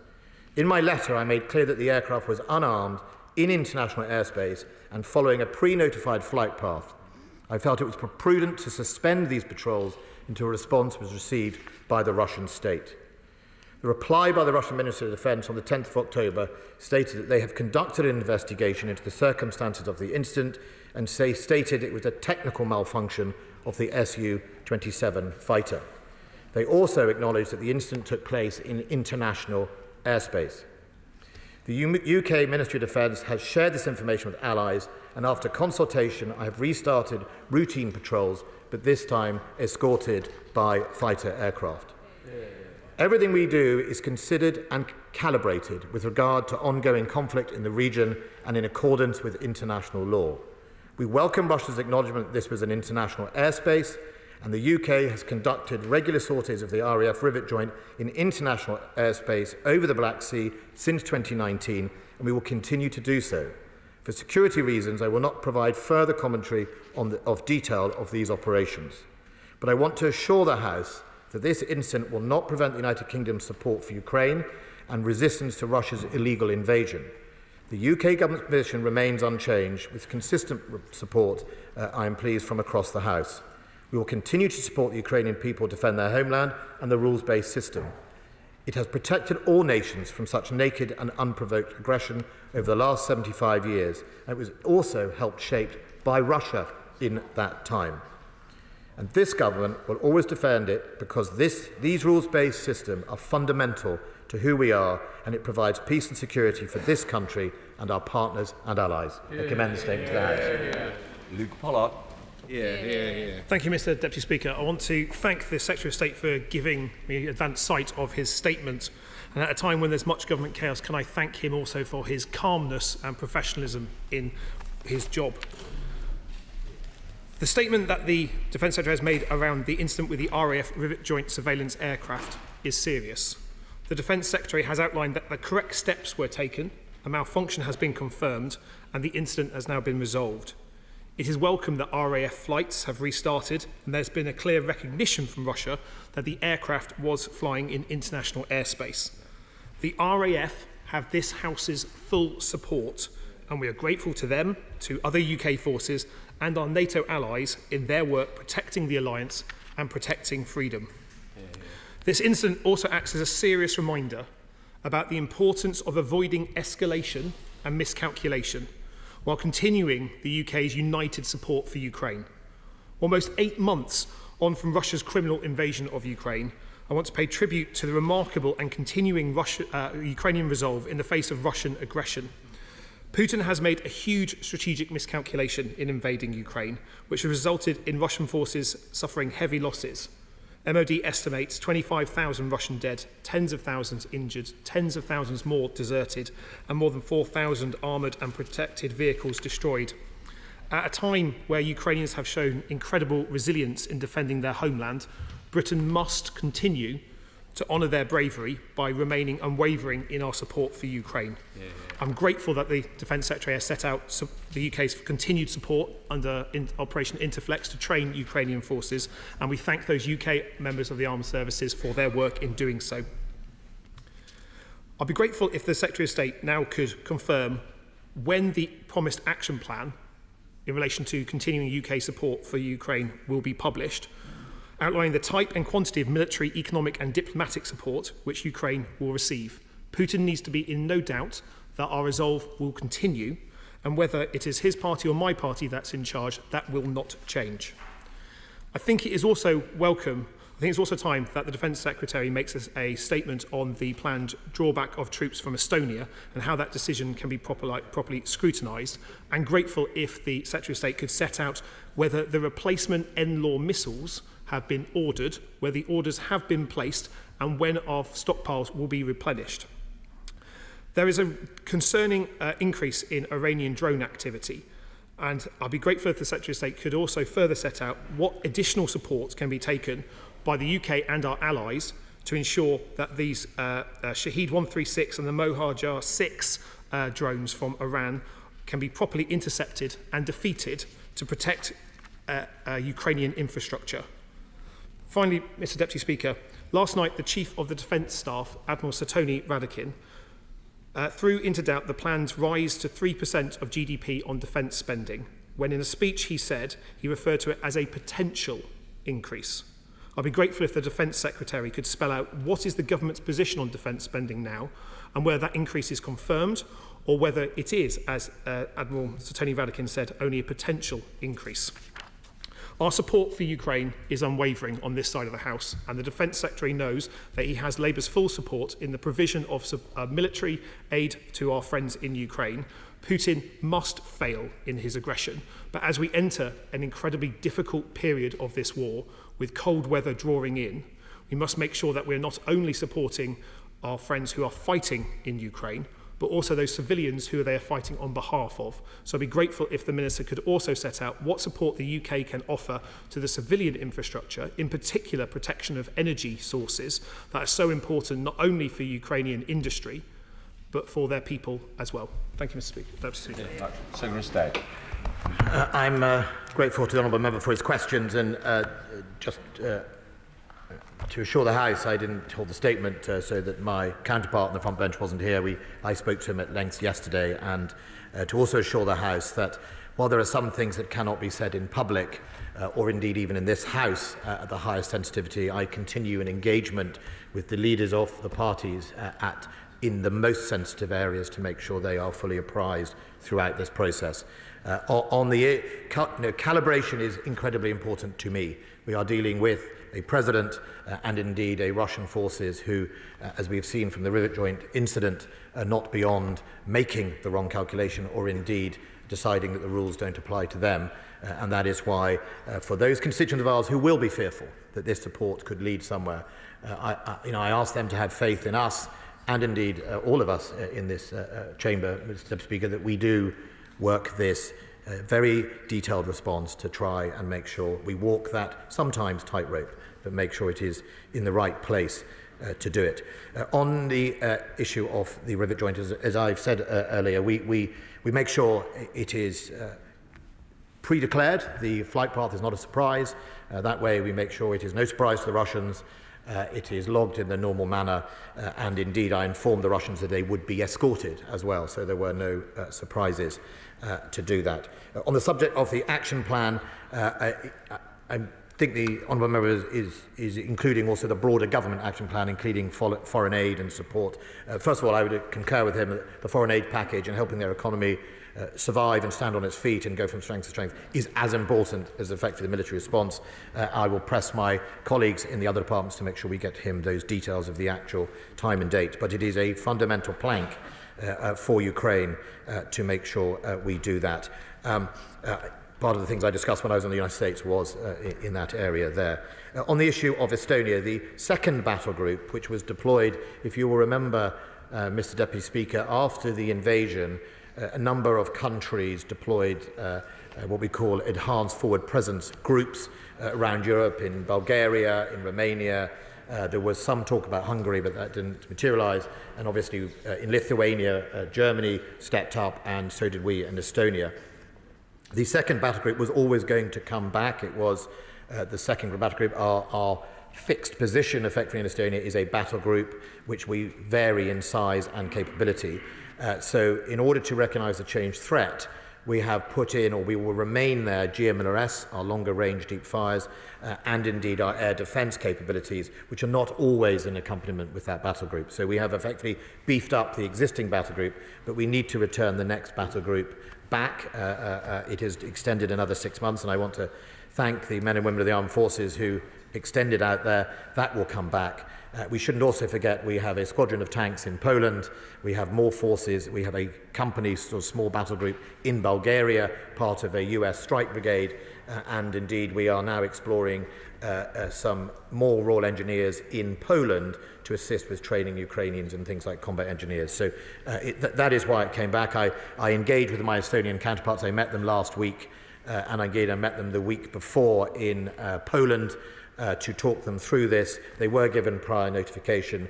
We're very, very keen to continue to work strongly with them. We have given an extra commitment on Estonia to have a brigade headquarters forward and a brigadier, in the same way the German plan in Lithuania is to allocate a brigade for fast response to deploy, and that's one of the ways we are seeking to go. And we're also helping Estonia develop its own divisional headquarters hand in hand. But we always keep them under review, and we are all waiting for what we call the NATO regional plans that in detail will set out how our forces should be deployed across Europe as part of a bigger comprehensive plan. And that's really important for all of us to be guided on that. On the Iranian drones, the Ukrainians are having success shooting a number of them down. It is the sheer scale. Members will not have missed the similarity between the V1 rockets and the use of this. I would urge the Iranian government to understand that surely supplying Russia to indiscriminately kill civilians, women and children, babies and prams, is not an activity that Iran wants to be associated with, and I would urge them to desist as soon as possible. And we are not convinced by the denials from the Iranian government at all that this is not being supplied by them. We will, however, invest and use some of our funding that I've talked about to invest in what other novel capabilities we can find to deploy. In the meantime, we are continually to supply and will step up our supply of our low-velocity missiles into Ukraine to work with the Stormer system and also make sure we can help with detection or electronic warfare schemes. Obviously, the Ukrainian conflict has flushed out technologies that we all need in counter-drone. Members of this House will remember the Gatwick Airport scenario. It is everyone came up with magic solutions. I think my memory said when we actually tested them, nearly none of them did what they said at the tin, on the side of the tin at the time, but we are rapidly helping, and the best of innovation is being used to help the Ukrainians. On the 3% of GDP, number 10 was very clear when I was in Washington that the 3% commitment stood in 2030. I'd be very interested if the Labour Party will match that in 2030. I think it's an important commitment. If they are getting ready for government, as they seem to think they are, Mr Deputy Speaker, I think those are the questions that they will need to answer the British public and the British Armed Forces as they lay out their timetable and their plan. They'll have 2 years to do it, Mr. Speaker, Deputy Speaker. They'll have at least 2 years to do it, so I'm not too worried at all. But I said no. That's when the election, I'm guessing, would be. But that is definitely above my pay grade. Mr. Deputy Speaker, on the other issues around how we get them through the winter, we are all working both internationally to see what they can do. The European Union has announced a fund as well, and we'll make sure that we do what we can to help them on critical national infrastructure and energy. Thank you. Chair of the Foreign Affairs Select Committee, Alicia Cairns. Can I thank my right honourable friend for his calmness and his consistency in his support for our friends in Ukraine. Our leadership on defence spending matters, and it is important we meet defence spending of 2.5% by 2026. Because between now and 2050, it is spending and investing on tech and AI and quantum and new technologies that will allow us to best protect ourselves from hostile states. But I am concerned about this escalation over the Black Sea, and I know he has a close relationship with his Turkish counterpart. So could he please give us an insight into how he's working with our allies in Turkey and Romania to protect air policing? I'm grateful to my friend. One of the allies I discussed this with was Turkey at the time of it happening. I have a very good and close relationship with the Turkish government. I'll be visiting Turkey next week. They are aware, and as ever, Turkey offered as much assistance as they wished, as we wished, in this process. But we don't consider this a deliberate escalation by the Russian. Our analysis would concur it was a malfunction. However, it is a reminder of quite how dangerous things can be when you choose to use your fighters in the manner that the Russians have done over many periods of time. While this was obviously the release of a weapon, we have seen very, very close flying next to US, UK, NATO assets over the last few years. In one event I was aware of, a Russian fighter went within 15 feet of a NATO aircraft. That is reckless, unnecessary, and puts at risk many people's lives. And I am not also naive.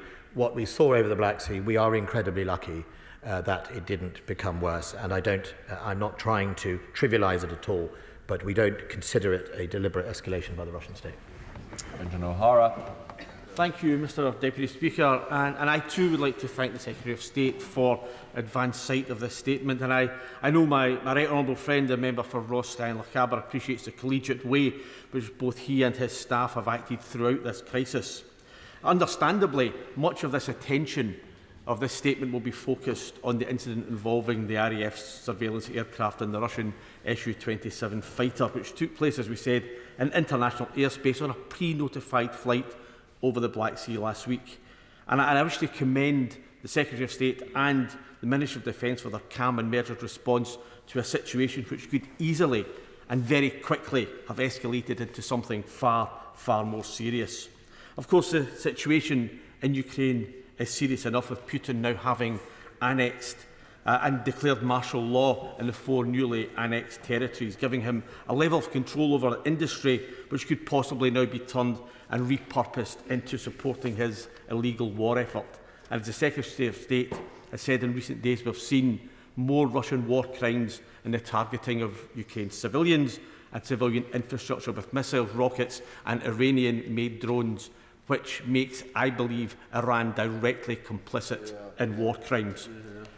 When will the government follow the example of our US allies and our EU partners in actively pursuing and sanctioning those Iranian companies involved in making those drones, as well as the individuals involved behind those companies?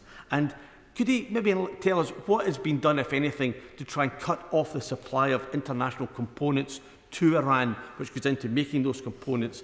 And finally, echoing what was said from the Labour front bench, as winter approaches and we continue to support militarily, what thought has been given to protecting the civilian population, particularly in terms of, is there scope to send more generators or specialist electricity equipment to help keep the lights on and to keep the heating on for the Ukraine civilians this winter? I'm grateful to the honourable member. His last point is incredibly important. We already had quite significant work from the Department of Health in this conflict about getting medical supplies, but I think he prompts me to see what we can do in a more international coordinated manner for exactly that. Now, I am aware of it, but I would potentially write to him with the full detail. But he is right. This is going to be a tough winter, and I think we need to make sure. I'd like to join him on the calmness of the RAF. They have incredibly professional men and women doing an incredible job, not only here. Some of those same aircraft and the P-8s from Lossiemouth go out and protect us in the north, the very high north, from aggression and Russian activity, and also obviously in Scotland it is often where Russia does enter our airspace with its long-range bombers and patrols, a habit they didn't give up after the Cold War and still continue to do so. And I think here is the difference. Here we were in international airspace, and I think that is something to remark. But we try, even though, and keep a professional manner with the Russian. It is important that we maintain that professional link with the Russian Ministry of Defence and recognise that we can have those important engagements in times like this. Sir John Whittingdale. Thank you, Mr. Deputy Speaker. Given the extraordinary success of Ukrainian armed forces in pushing back Russian troops, does my right friend agree that there is a danger that Putin may consider escalating the conflict? And while attention has focused on the potential use of battlefield nuclear weapons, will he agree that any use of chemical or biological weapons equally represents a red line which Putin must not cross? Quite right. The OPWC, the convention that we are all signed up to and indeed viewed as some of the key anchor countries to upholding that, which saw us, obviously, if you remember, the use of chemical weapons in Syria, see a number of actions, including us and France, take military action, is incredibly important convention to uphold breaking that taboo or allowing that to be successfully broken would have severe consequences for all of us. In the same way, the messaging on the nuclear use, chemical weapons would lead to severe consequences for the Russian state for it to do so, and we would urge that none of these are resorted to. On President Putin's position, he has obviously made a number of speeches, annexed illegally parts of countries that are already still full of Ukrainian forces, and his ambitions don't seem to match the realities on the ground. I think the key here is to message to him that we are interested in helping Ukraine succeed in Ukraine in defeating Russia's illegal invasion in Ukraine. If he understands what that is about, then he should be able to calibrate his response in order to effectively orderly leave Ukraine, and we can start the process of trying to rebuild that amazing country and for Russia to be held accountable for its crimes. Kevin Jones. Thank you. Can I thank the Defence Secretary for his statement and his leadership through this difficult time. Can I also thank the members of our armed forces who are supporting our efforts in Ukraine and also in Eastern Europe, and also the civil servants behind them in his own department. He mentioned in his statement about the Russians targeting drone attacks on civilians, but what has become very clear over the last few weeks as Ukrainians have gained ground is the war crimes that have taken place against civilians and members of the armed forces in Ukraine. Could you just explain what expertise and support we're giving to Ukrainians to actually log evidence and actually get that to be able to bring those individuals to account? I'm grateful to that, honourable member.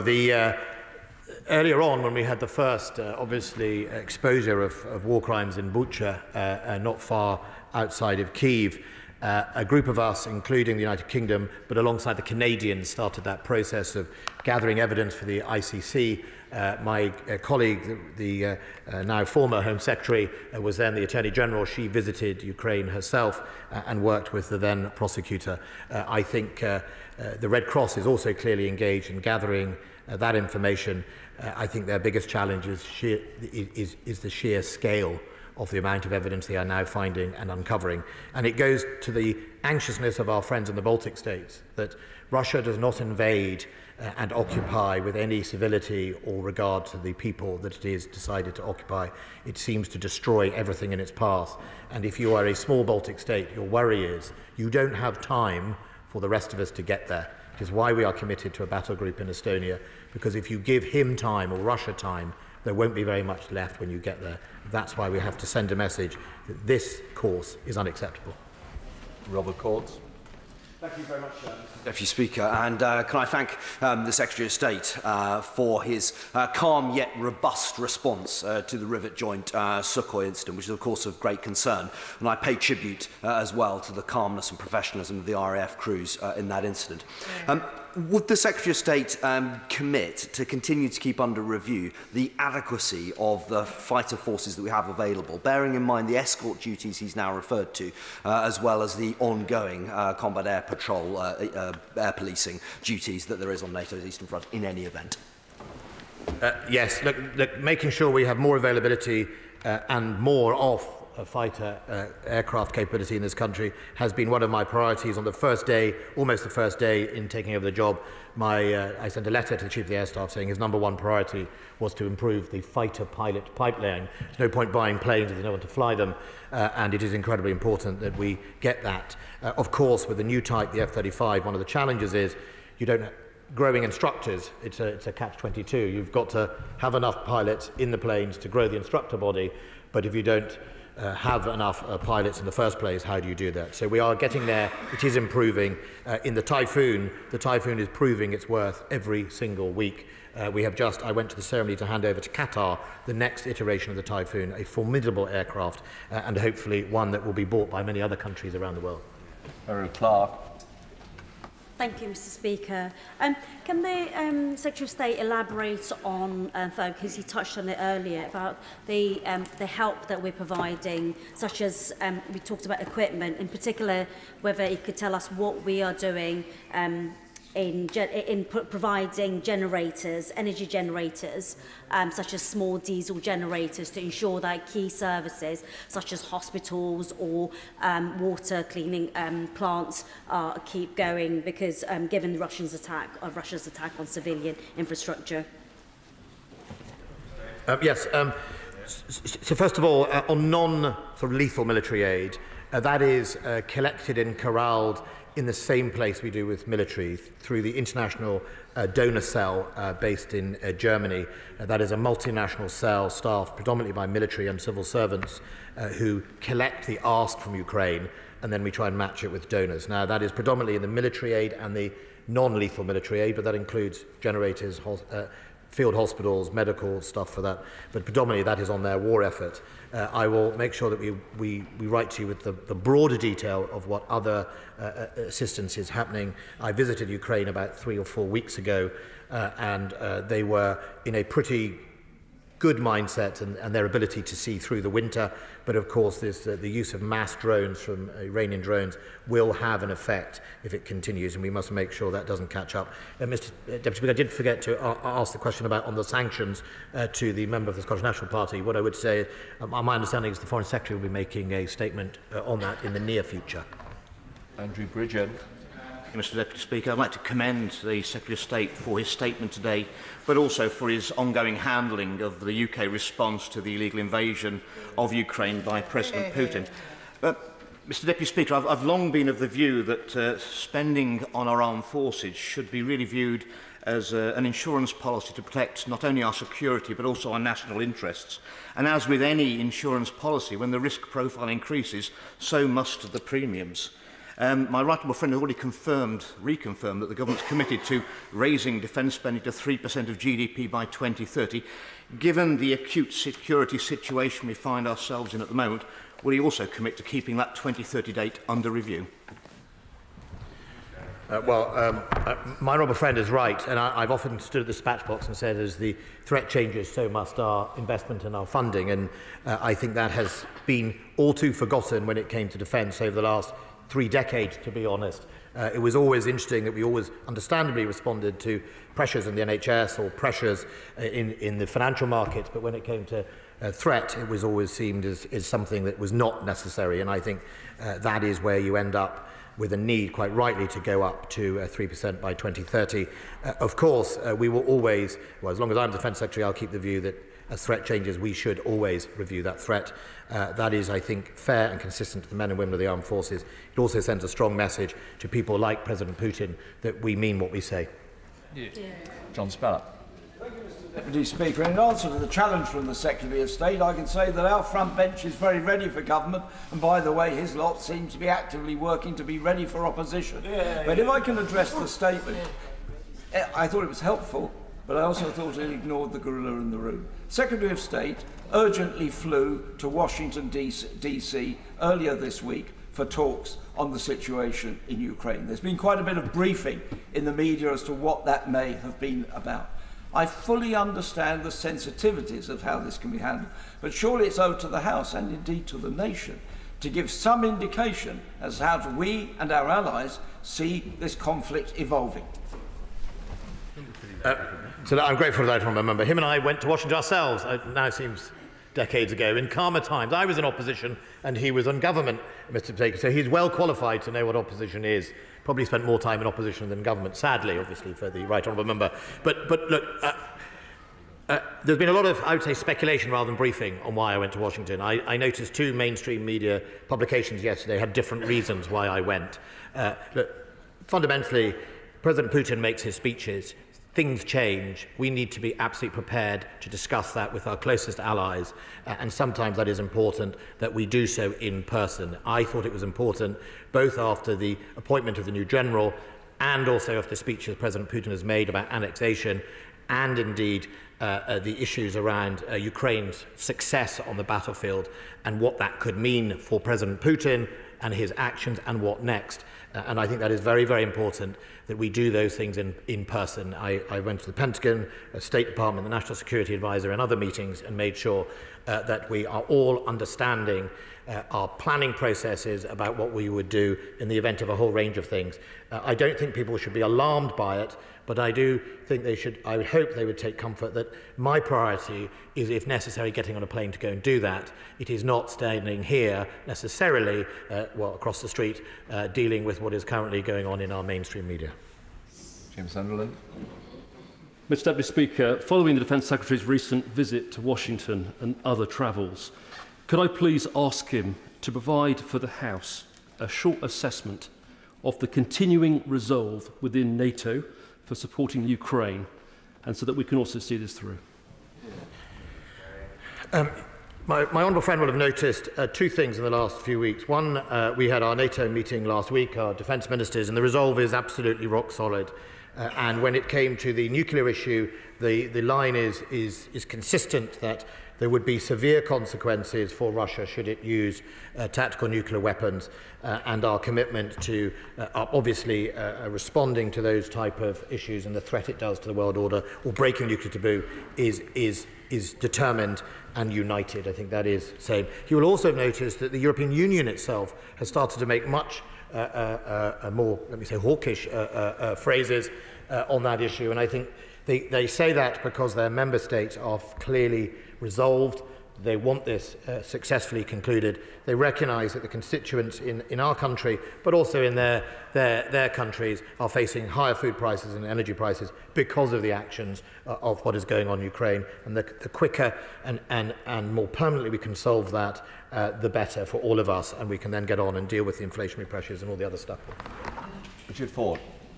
Thank you, Mr Deputy Speaker. Firstly, I'd like to say I'd like to thank the Secretary of State for making this statement before the House.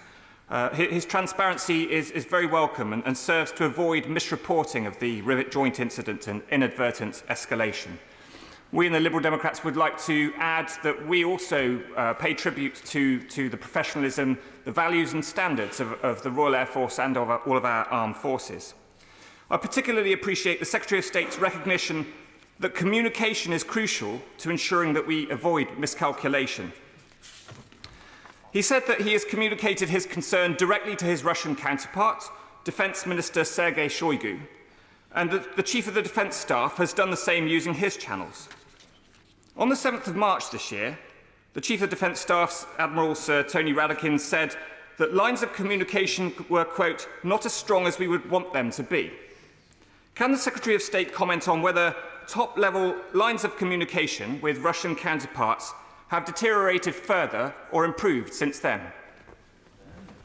I think what I would say to the honourable gentleman is it is possible for us to communicate with the leadership of the Russian Ministry of Defence and the leadership of the Russian government when we need to, and there is a constant capability to do that. It is not particularly easy, and it's not particularly easy across the international community at the moment, either because obviously General Gerasimov and Minister Shoigu are clearly engaged in the activity that has led us all to the House today, and they are busy doing that. But it is possible, and I would assure the House that if it did become impossible, I would seek other ways of making sure. I also have close allies and partners who can make calls as well, if necessary, and we utilise all of them where needed. Thank you very much, Mr Deputy Speaker. Given all that is happening in Russia and Ukraine and elsewhere in the world, does the Defence Secretary agree that it is right that the Prime Minister has brought forward a commitment to a 2.5% defence expenditure by 2026, because we cannot wait until 2030 to realise or to deal with the greater threats that we deal with now, that we face now? I think, first of all, foremost, 2030 is the key point, because to get to 3%, you pass through all those percentages that he has talked about. And you know, the reality is we need to make sure that the rise to 3% is done sustainably. You can't just give me a blob of money in 2029 and expect the government to buy a warship in 5 weeks and everything else. It has to be a proper, graduated response. I will make sure that that response includes 2.5% of GDP en route to 3%. I think it is also important to remind the House we are also part of NATO. NATO helps us achieve global, or certainly within North Atlantic, mass and our ability to deploy very large numbers of troops if necessary, and still, on paper, NATO far outnumbers Russian forces. After this event, where Russia has degraded nearly all its land armed forces significantly, you'll find that the ratio is even more imbalanced in favour of NATO. Harry Sherman. Mr Deputy Speaker, can I say to the Secretary of State that it gives me great confidence this morning that we have a competent and trusted Secretary of State and a competent and trusted Shadow Secretary of State having an intelligent conversation about this and a question and answer session. And it's what our constituents expect to happen in this Parliament rather than recent events. But can I say to him, push him a little bit, he knows I've campaigned for a very long time for the credibility of our armed forces has to be around how many men and women we have. I campaigned for 100,000 minimum many years ago, and still I haven't got an answer whether the 72,000 aim in the most recent Conservative Party manifesto policy is still working. I'm supporting the 3% target for expenditure. And one last thing, please, more aid to the civilian population in these places that are being bombarded by the Russian Air Force. I'm grateful to the right honourable gentleman, and absolutely right. If at the end of this we don't help Ukraine rebuild itself, it will all have been for nothing. It is really important that alongside the military response, we help that economy get on its feet. It has the means to, it has the agricultural produce, etc., and I think it's really important, as he says, that not only is the military and the values the difference between Ukraine and Russia, it is also about the economic levels and the lack of the poverty and all that other issue that's so important. Look, on the credibility of our armed forces, we have to make sure that whatever size our armed forces are, they are properly protected, they are perfectly formed, at the very forefront of capabilities, and able to interoperate with and integrate with our biggest allies. That is as important as the size of our armed forces. Russia went for size, and if you look, it can't talk to each other, it can't defend itself, and for all the boasts about how many BMPs and T-72s it's got, they all ended up dead or broken on the roads to Kyiv. So it's a really important balance that we get. But like him, I believe that you also need to invest in your armed forces to deliver that, but have armed forces of scale to make sure you are able to be present around the world to deter your enemy, so you can make choices around who is in the Baltics and in Poland and in the Pacific and in Africa, where violent counter-extremism is getting bigger and bigger and a threat to the stability of Africa as well. So I agree with him. I'm having a meeting, I think, with the Treasury this afternoon. If you'd like to come with me, I'd be delighted to take him with me. The honourable member, for many years, we've been in the same house together. He is a formidable individual at delivering not only what he wishes to achieve, but also I remember him being formidable to his own front bench at certain times when they needed to hear the right messages. So he would be very welcome. If I could squeeze you into the Treasury meeting, I would. Richard Holden. Thank you very much, Mr Deputy Speaker, and I'd like to thank the Secretary of State for his statement and echo the comments of the whole House, including the Honourable Member for North Durham, my neighbour, in praising him for his leadership during these issues we've been facing in Ukraine over the last few years. Obviously, in addition to the supply of lethal and non-lethal weaponry and supplies, one of the big things the UK has been doing is help train Ukrainian forces. Could my right honourable friend confirm just how many Ukrainian troops have been trained so far in the UK's training programmes, and also how many we're planning to train in the coming year?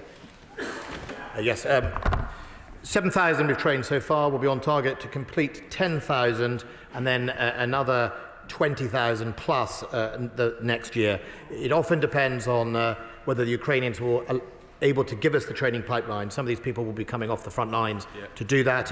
It's always a challenge, but we're in the right position. We're well supported by the international community. It's making a difference.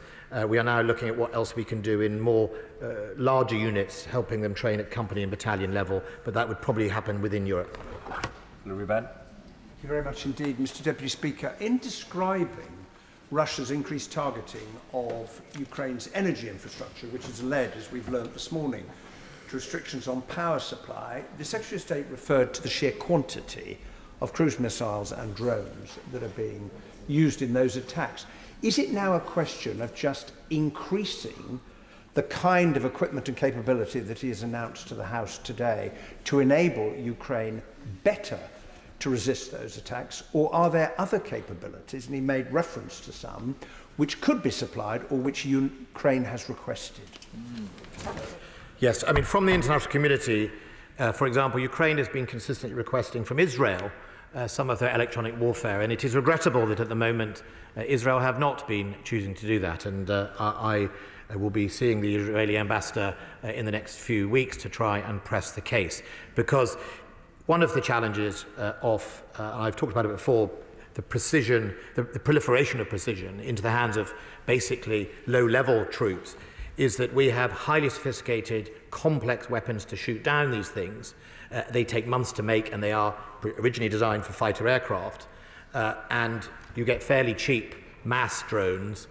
You run out of your complex weapons quicker than they can replace them. And that is one of the lessons of Ukraine.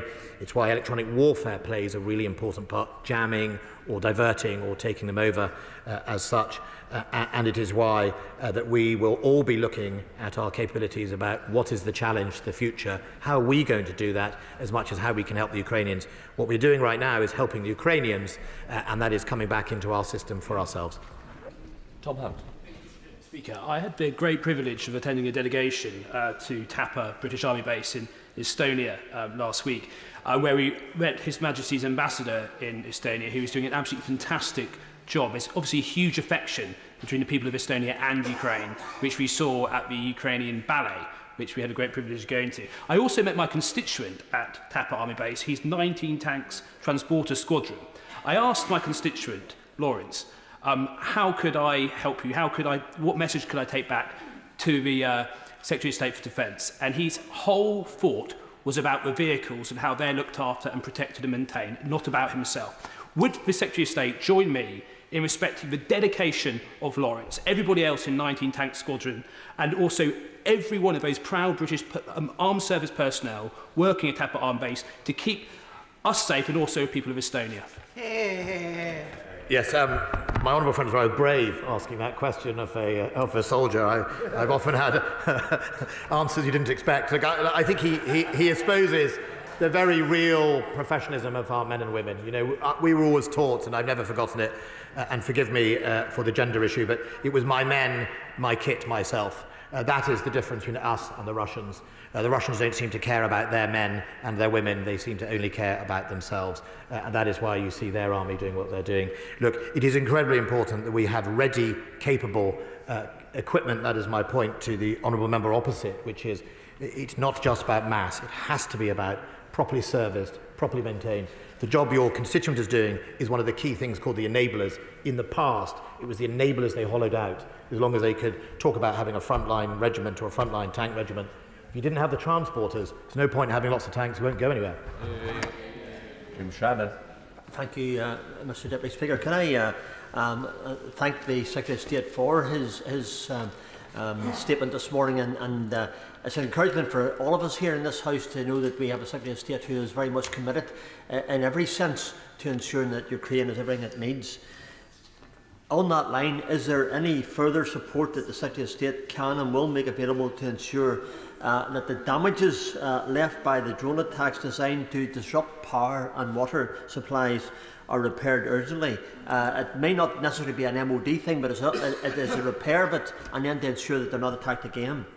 And can he make that happen with any manpower, expertise and supplies to thwart the determination of Putin to leave Ukrainians in the dark and with no water?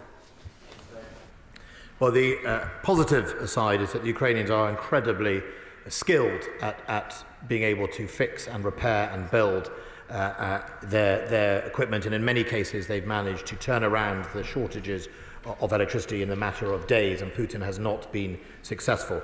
On other wider skills, I offered at some stage sending Royal Electrical Mechanical Engineers, not into Ukraine but in neighbouring countries, to assist with the refurbishment of tanks and things like that. That is some of the skills we can do. In my experience, mechanic.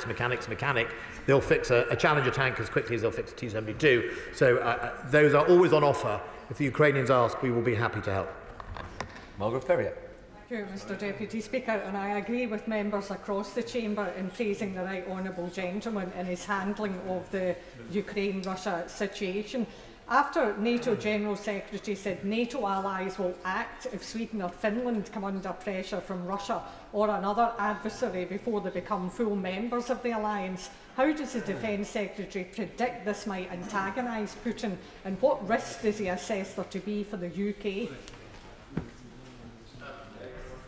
I think if Putin attacks Sweden and Finland, they'll antagonise Sweden and Finland. I don't think they'll antagonise themselves. If Russia chooses to lash out on Sweden and Finland, not only would NATO obviously meet and discuss what it can do to protect one of its closest allies who are choosing to join, the United Kingdom has a number of security arrangements that we have recently made with both Sweden and Finland, and we would ensure, even bilaterally, we'd step up to the plate.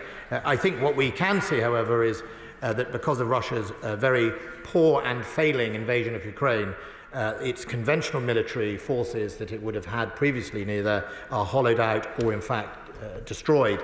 They have much less to threaten those countries, but things around critical national infrastructure, pipelines, electricity cables are things we are absolutely alert for, which is why I recently deployed 2 ships into the area. I think it's HMS, I better check the name, HMS Enterprise, I think, if that's my thing, and a Type 23 frigate to make sure we help protect Norway's pipelines and indeed our infrastructure. I'd like to thank the Secretary of State for Defence for his statement today and updating the House on events relating to the war in Ukraine.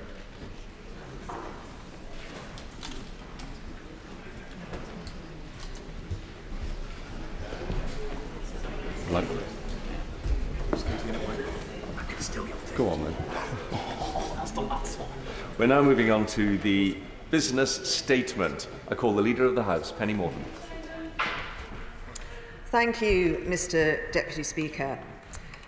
The business for the week commencing the 24th of October will include Monday the 24th of October, consideration of an out-of-turn supplementary estimates relating to Her Majesty's Treasury and the Department for Business, Energy and Industrial Strategy, followed by proceedings on the Supply and Appropriation Adjustments Bill, followed by consideration of a resolution relating to stamp duty land tax reduction, followed by second reading of the Stamp Duty Land Tax Reduction Bill.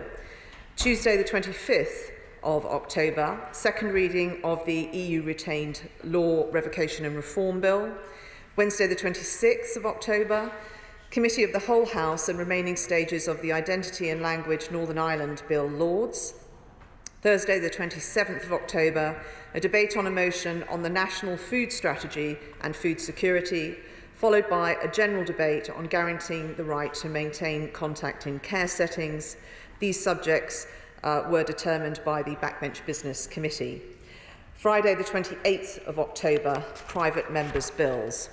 The provisional business for the week commencing the 31st of October includes Monday the 31st of October, which is scheduled to be the day of the Chancellor's statement, remaining stages of the Genetic Technology Precision Breeding Bill, followed by consideration of Lord's amendments to the Product Security and Telecommunications Infrastructure Bill.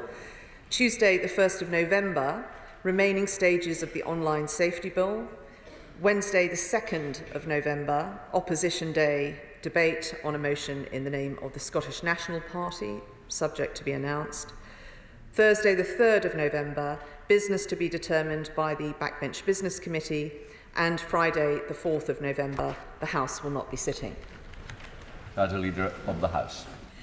Thank you, Mr Deputy Speaker, and I thank the Leader of the House for the forthcoming business.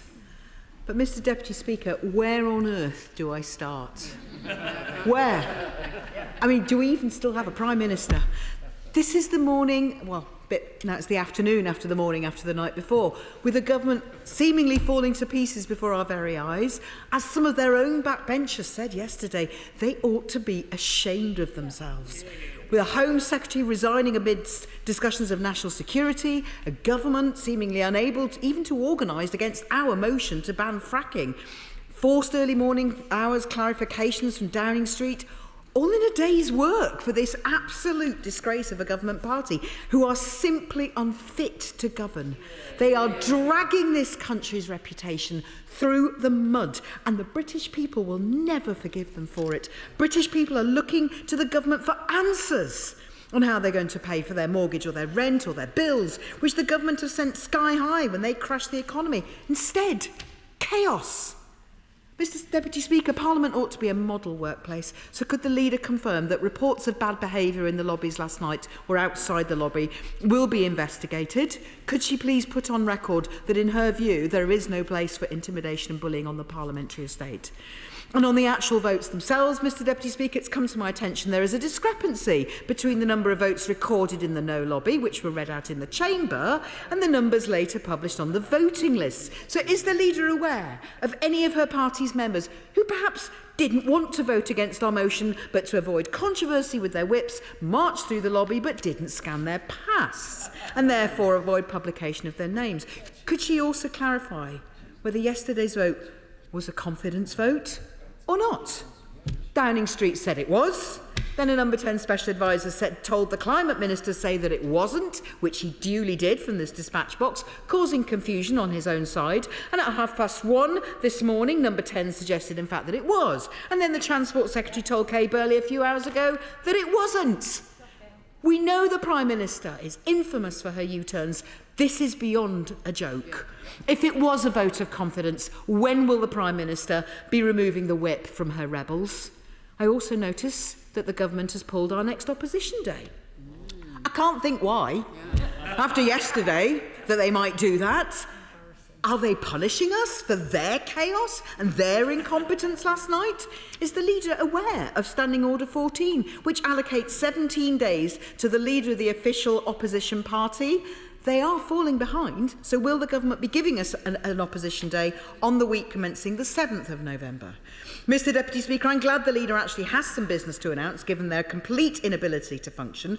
As well as chaos, we've got a raft of dropped legislation, broken promises, unmet manifesto commitments, and she can't blame the British people for asking what is the point of this government. Don't just take it from me. The former Home Secretary mentioned the very thing in her letter. She's raising concerns about the government breaking key pledges to voters, failing to honour their manifesto commitments. Someone had their Weetabix, or was it tofu, for breakfast yesterday. Perhaps the leader could provide some clarity on what further broken promises she's referring to. Can I also ask that the government sends ministers to answer urgent questions who can actually provide answers? Many important questions on national security went unanswered this morning in the urgent question relating to the sacking of the Home Secretary. Sorry, resignation, was it?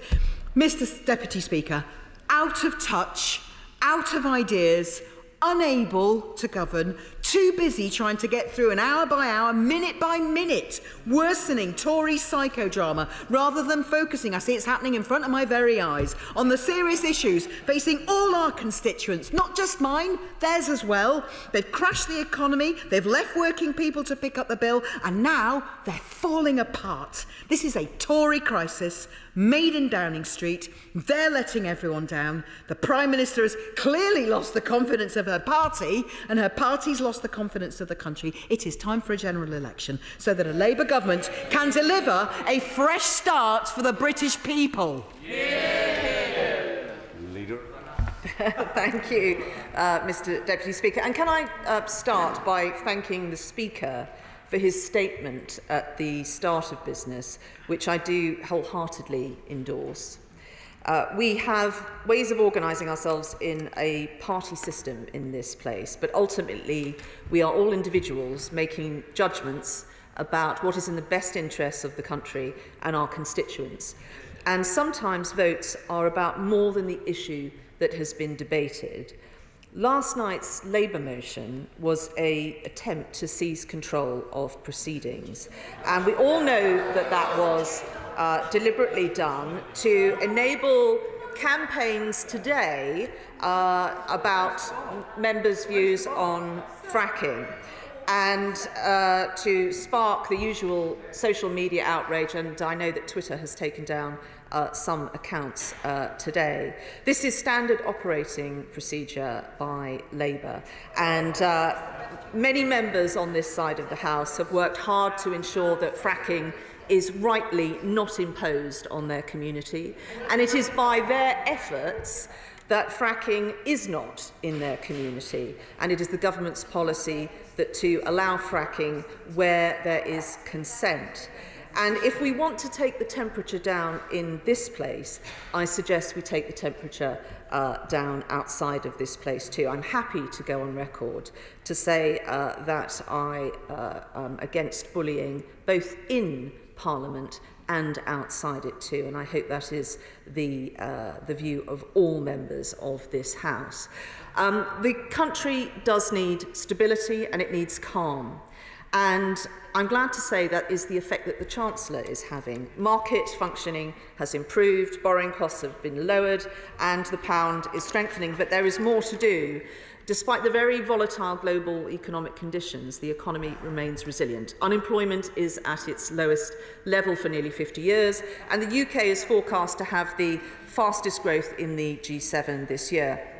Elsewhere, good work is going on in government too, in contrast to the picture painted by the Honourable Lady opposite. Just this week, the Lord Chancellor has opened up the legal aid system to make it easier for victims of domestic abuse to get access to free legal aid and representation. We've had huge wins in the Department for Trade, 100 million trade win for the drinks industry and huge infrastructure project wins. We've announced nearly 800 million to support research centres with breakthrough new treatments, 180 million to support children's development in their early years.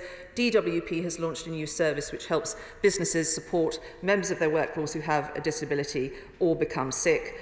Earlier this week, we passed the Energy Prices Bill, removing the worry for households and businesses of their energy costs. And we are introducing the Transport Strikes Bill, providing protection for the travelling public who rely on rail services to get to work or go about their daily lives. I hope that the Labour Party will back us and the fed-up commuters to protect those services. Honourable members opposite have been running around saying in office but not in power all this week, and I think that's probably a more accurate description of Labour's relationship with their trade union paymasters. We are getting on with the job, and further business will be announced in the usual way. And representing the chair of the Backbench Business Committee, Bob Blackman. Thank you very much, Mr Deputy Speaker. The chairman of the Backbench Business Committee, the honourable member for Gateshead, is indisposed, so he's asked me to report back. In addition to the business that my right honourable friend has announced, on Tuesday morning there will be a debate in Westminster Hall on baby loss and safe staffing in maternity care, and in Westminster Hall next Thursday there will be debates on Colleges Week and World Menopause Day, all subjects of which I think colleagues will wish you to debate. And on Tuesday the 1st of November, provided the Madam Deputy Speaker agrees, there will be a debate on the importance of religious education in modern Britain.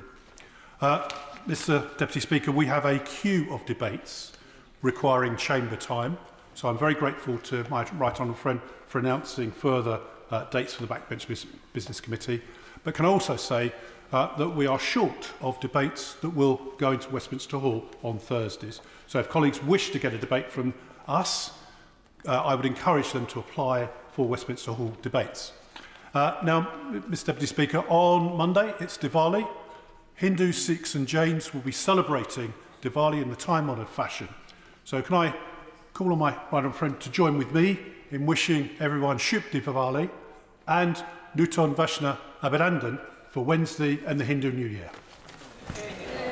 Well, I'm very happy to join with my honourable friend in wishing everyone happy Diwali and thank him for the update that he has given to this House on backbench business and stressing the importance of getting those debates. The topics, the issues that colleagues have put forward show that this is a much helpful innovation and I would urge colleagues to apply for those debates. Deirdre Brock. you, Mr Deputy Speaker, and I too wish everyone a very happy Diwali for when it comes. It's good to see the leader still in her place, Mr Deputy Speaker, but perhaps this is our last exchange, for who knows who next will be asked to close their eyes, think of Britain and become the next Prime Minister. Given the jacket of the current incumbent is clearly on a sugary peg, I think she should go for it. The 1922 committee chair has entered number 10 reportedly just now, so if it were done when 'tis done, then 'twere well it were done quickly. Or it may be that after the latest developments in the government's implosion, including a resignation from a great office of state, still the former Home Secretary fulfills that dream of making the front page of the Telegraph, that the leader's party is running out of candidates for the job and she'll simply assume it. Assuming, that is, she still wants to inherit this Icarus economy, so spectacularly burned and crashed by the government, leading to IMF and Bank of England interventions, as if the UK was a rudderless economy with no one at the wheel. Which, come to think of it, does seem to be the course Britain is set on now, Mr Deputy Speaker, with all of us having been treated as economic laboratory mice trapped within the deluded constructs of libertarian think tanks. A debate on some sort of compulsory training for government ministers on the basics of economics might be helpful. But, Mr Deputy Speaker, many of us in here and outside this place are finding it a bit of a struggle to keep up with events, so can we have a statement, please, on exactly who the current members of the government are just now? And I believe the government's bringing in legislation today mounting further attacks on trade unions and introducing a minimal level of service guarantee for the rail network. Surely it's time we brought in a minimum level of service guarantee for Westminster governments. And while we're at it, a debate on molestation, reflections and intimidations, as outlined in Erskine May, might prove useful. In the 18th century, as I'm sure the Bayes Secretary knows only too well, insulting or menacing members or trying by force to influence them in their conduct in Parliament was roundly condemned and considered a contempt. The time is clearly ripe for refresher courses. Look, Mr Deputy Speaker, the temptation is always to have a bit of fun with these weekly jousts over the political soap opera, but there's in fact very little room for amusement this week. I am all too conscious of the millions of people who are still looking to this place to provide them with some reassurance. Those in charge have a clear idea of the problems they face and know what to do to sort them. All four nations are looking on aghast at the shambles this government has created for itself, but far more seriously for all of our citizens. The attractions of an independent Scotland, free of this burrock of a place, grow ever greater. General election now. Well, Mr Deputy Speaker, I'm actually quite cheered by what the Honourable Lady says, because I'd always thought the expression was close your eyes and think of England. Given that she asked us to close our eyes and think of Britain, I think I'm starting to make some progress with the Honourable Lady. I'm sorry that she didn't mention any of the economic support that we have put through this House this week to the citizens in Scotland. But I have to tell her, as we prepare for a statement on the 31st of October, there is a policy being touted that I'm afraid to say would cost every single person in Scotland £2,184. I don't know what the Right Honourable Lady's views would be on that matter, whether she would be for or against a policy that would take £2,184 off every individual in Scotland. The Honourable Lady looks confused. Let me help her out. She is for such a policy because that is the price of her divided policies. Roger Gay. Roger. Thank you, Mr Deputy Speaker. Mr Deputy Speaker, one of the finer legacies of the last administration and of the 2019 Conservative Election Manifesto was our commitment to animal welfare. Would my right honourable friend confirm that that commitment is still firmly in place, and would she therefore find time as swiftly as possible to bring forward the remaining stages of the Kept Animals Bill? Well, I thank my right honourable friend for reminding us of the track record we have in this area. As an independent nation, we are now able to go further than ever on animal welfare. We have banned the live export of animals for fattening and slaughter. We have legislated for animal sentience, and we are building an animal welfare into our independent trade policy. Other business will be announced in the usual way, but the honourable gentleman has those assurances, and he should be confident when he looks at our track record. Chris Bryant. Thank you very much, Mr Deputy Speaker. I want to ask about brain injury, because yesterday morning I hosted a round table here with lots of people who've been engaged in the issue around concussion in sports. You may have seen recent stories about rugby players, football players who are suffering from depression, anxiety, a whole series of different mental health complaints, and many have suicidal or dementia problems resulting from subconcussive events. So not even when they've been knocked out, but repeated shaking or minor blows to the head.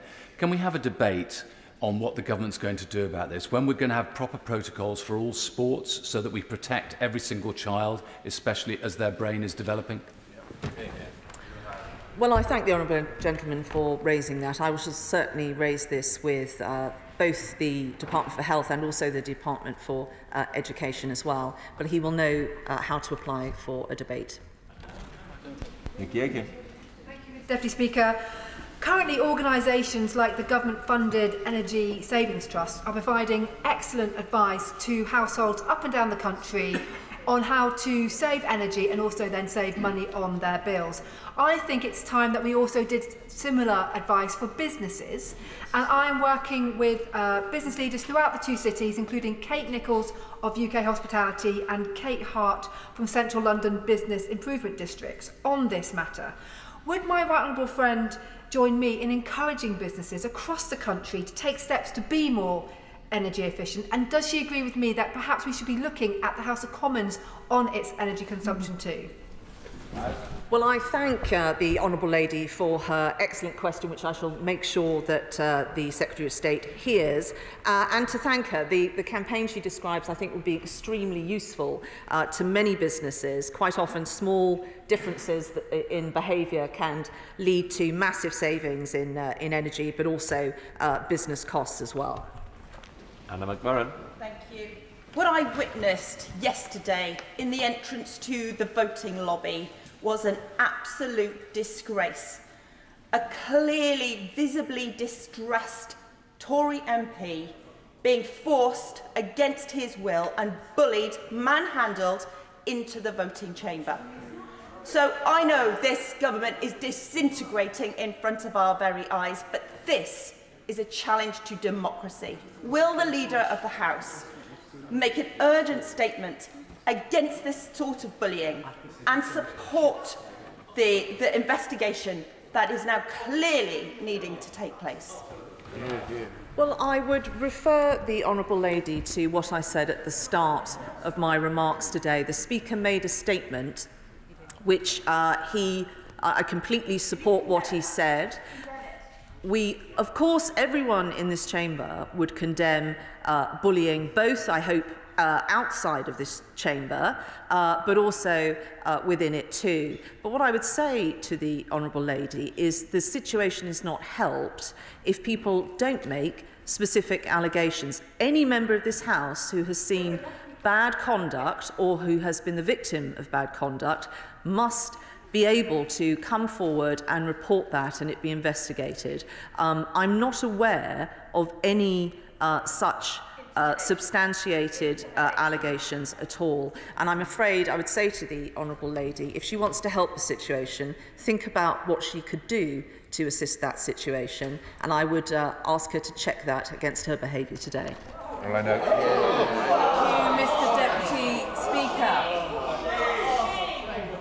Can I ask my right honourable friend if she will find time in this chamber for a debate about the modernisation of the land registry?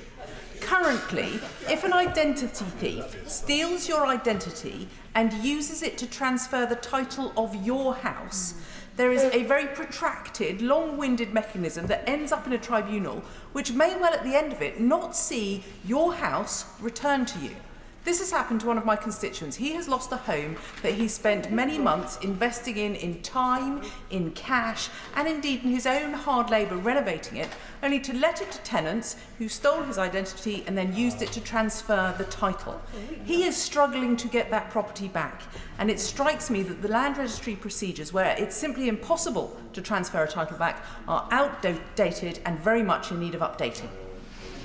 Well, I have to say, I've heard about the case that the Right Honourable Lady has been working on behalf of her constituents. It's absolutely appalling.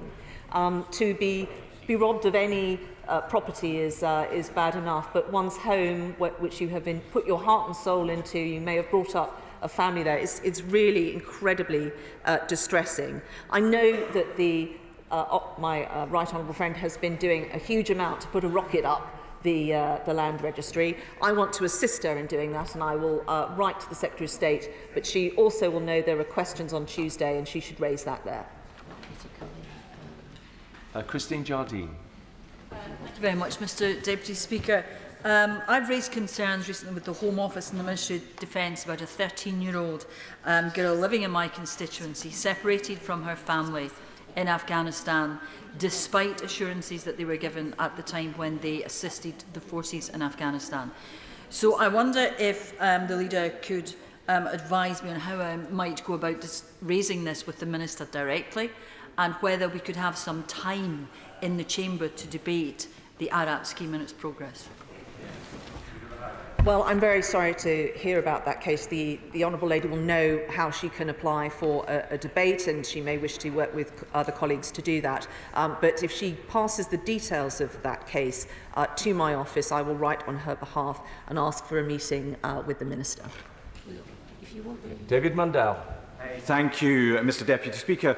My right honourable friend may have heard many of the tributes which were paid to the late Dame Angela Lansbury, who sadly passed away last week. Most of those tributes focused on her acting and singing prowess, and of course her legendary character Jessica Fletcher in Murder, She Wrote. But is my right honourable friend aware that Angela Lansbury was one of the first champions of the fight against AIDS?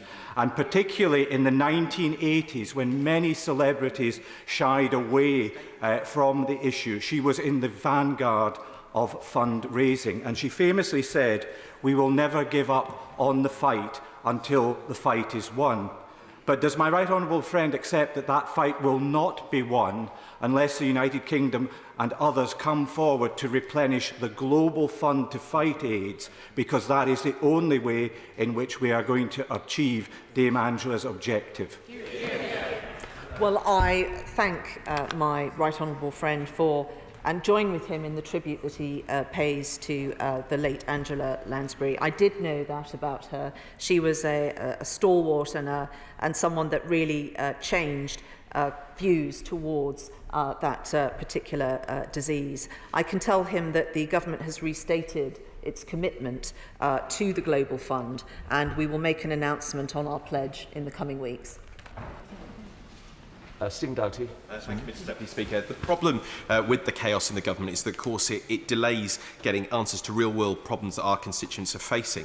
And one of those that my constituents in the Hayes Point apartments in Surrey have been struggling to get an answer on is when they will get payments from the Energy Bills Support Scheme, because they come under what's called the Alternative Fund, which is for those who don't have a direct relationship with an electricity supplier. I've been trying to get answers from the Business Department on this. They haven't had their money like others have up and down the country. Could she urgently chase an answer and a statement from the Secretary of State for Business Energy on this, so that they know when they're going to get their support with their energy bills? Thank you. Well, this support is enormous and it is most welcome, but people need to know how the schemes work, and I know the honourable gentleman appreciates they are complex schemes. I will certainly follow this up with the department and ensure that members are given information that is easily understandable for their constituents. Anna Firth. Thank you, Mr Deputy Speaker.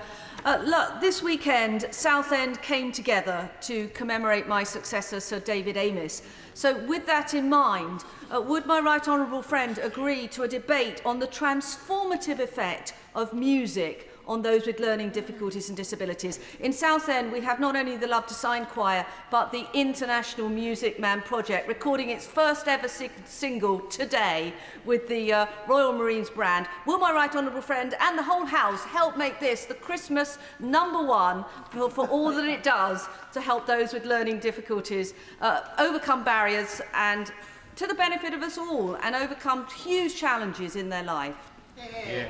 Well, I thank my honourable friend for raising this and paying tribute to our dearly missed late colleague Sir David Amess. The Music Man Project is an incredible organisation. The Christmas single that she mentions is available now to download. Their first live performance is tonight at the Painted Hall in Greenwich, accompanied by the Royal Marines band.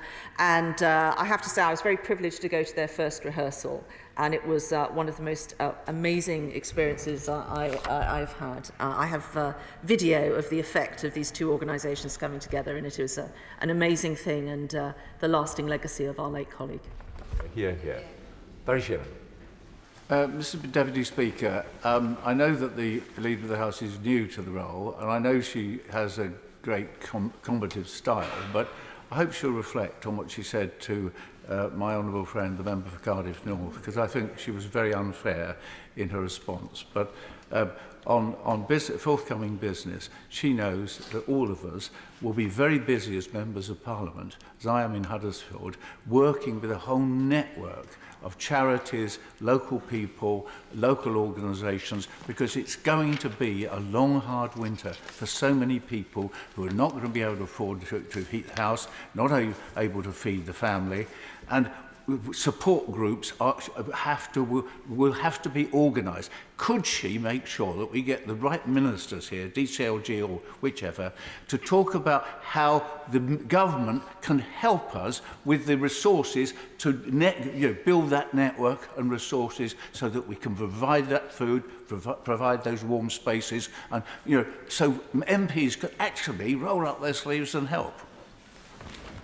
Well, on that latter point, I can certainly raise this with the key departments involved. So much of this is about sharing good practice. There will be organisations that will be working across several areas around the country, and picking up good practice and sharing it is incredibly important. Justin Tomlinson. Drama, suspense, whodunit? No, Mr. Speaker, not here, but in cinemas up and down the country. Great entertainment, key part of our social fabric. And for the whips, an opportunity for people to be somewhere where they can turn their phones off. Will the Leader of the House find time to debate the importance of the exclusivity window for new films in this changing entertainment landscape? Well, I thank my honourable friend for his very witty question. I shall certainly raise this with the relevant department. George Hart. The Leader of the House will be aware that one of the important principles of our constitutional arrangements is the principle of the mandate. Given that the government's mandate derived from the last general election manifesto has now either been abandoned or exhausted, isn't it really time that we had a general election? Yeah. When it would have been in this country's interest to have a general election, when this Parliament was in paralysis due to Brexit before the 2019 general election, the Honourable Gentleman's Party blocked it. So I'm not going to take any lessons to him on that front. We stood on a manifesto that we are delivering, but that work is not yet done, and we will continue to deliver the manifesto that gave us this sizable majority. Brickcliffe. Speaker, grassroots clubs and sports are vital to communities like mine in Hyndburn and Hassenden. I've got some fantastic clubs like Huncourt United and the Wildcats, but they do need support to make sure that they've got the vital screen spaces that they need to train, but also the funding to exist. So could we allow a debate in government time on how we continue to support grassroots clubs and sports? Well, I thank my honourable friend for raising this important issue. I shall certainly flag what she has said today with the relevant department. She will know how to apply to a debate, and I think it will be a very well-attended one if she secures it. Jeff Smith. Thank you, Mr Deputy Speaker.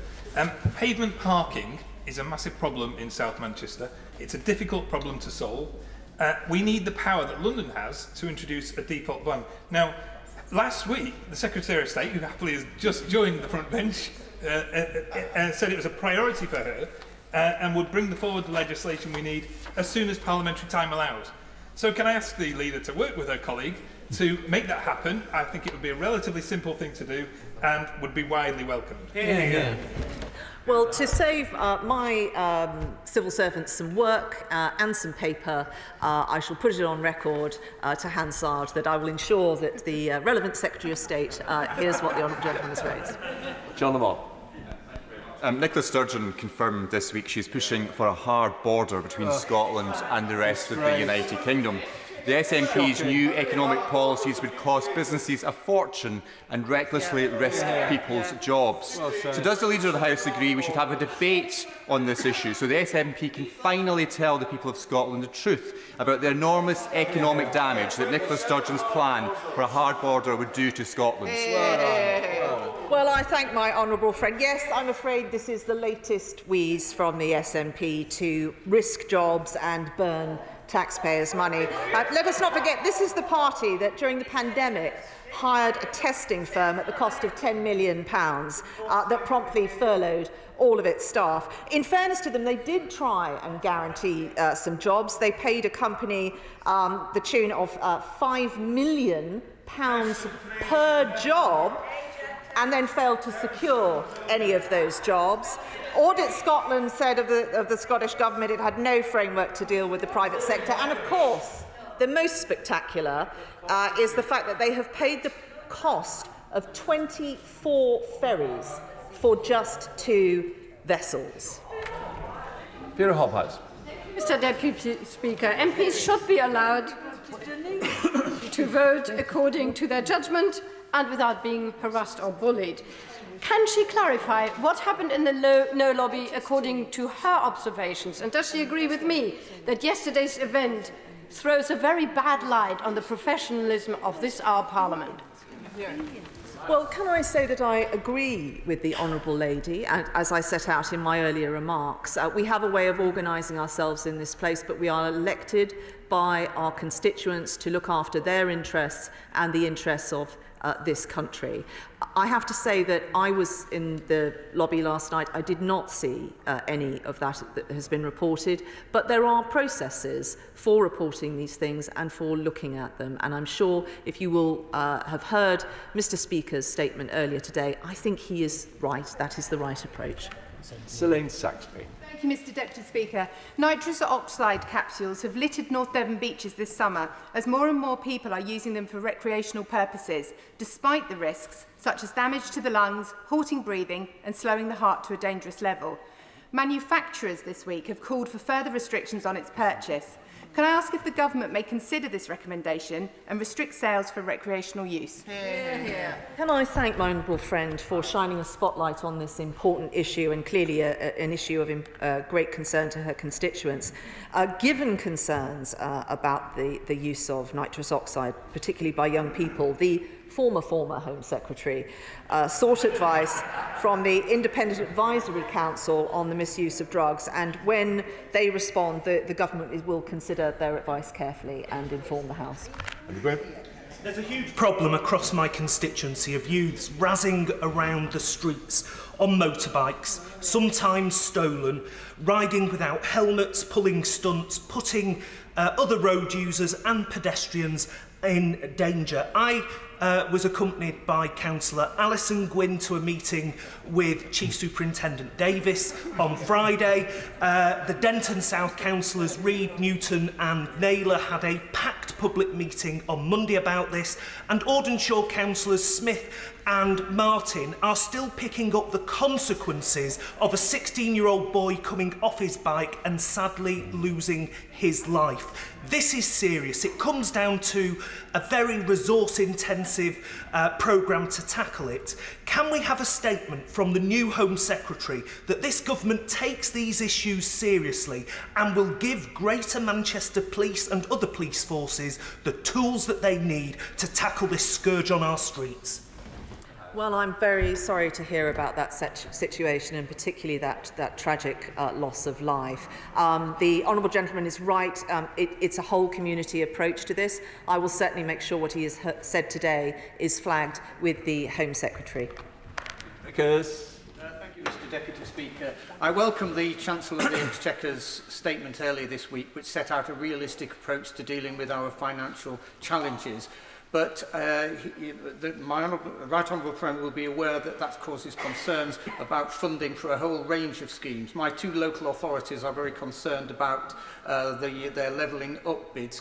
Can the Leader of the House give an assurance that when the Chancellor makes his statement on the 31st, it will be accompanied by clarification as to existing projects? Well, I thank my honourable friend for raising this. I know the huge amount of work he has done on the levelling up agenda in his constituency. I will certainly make sure the Chancellor has heard what he has said today, and I will also make sure that the Secretary of State for Levelling Up has heard his words too. Oswald.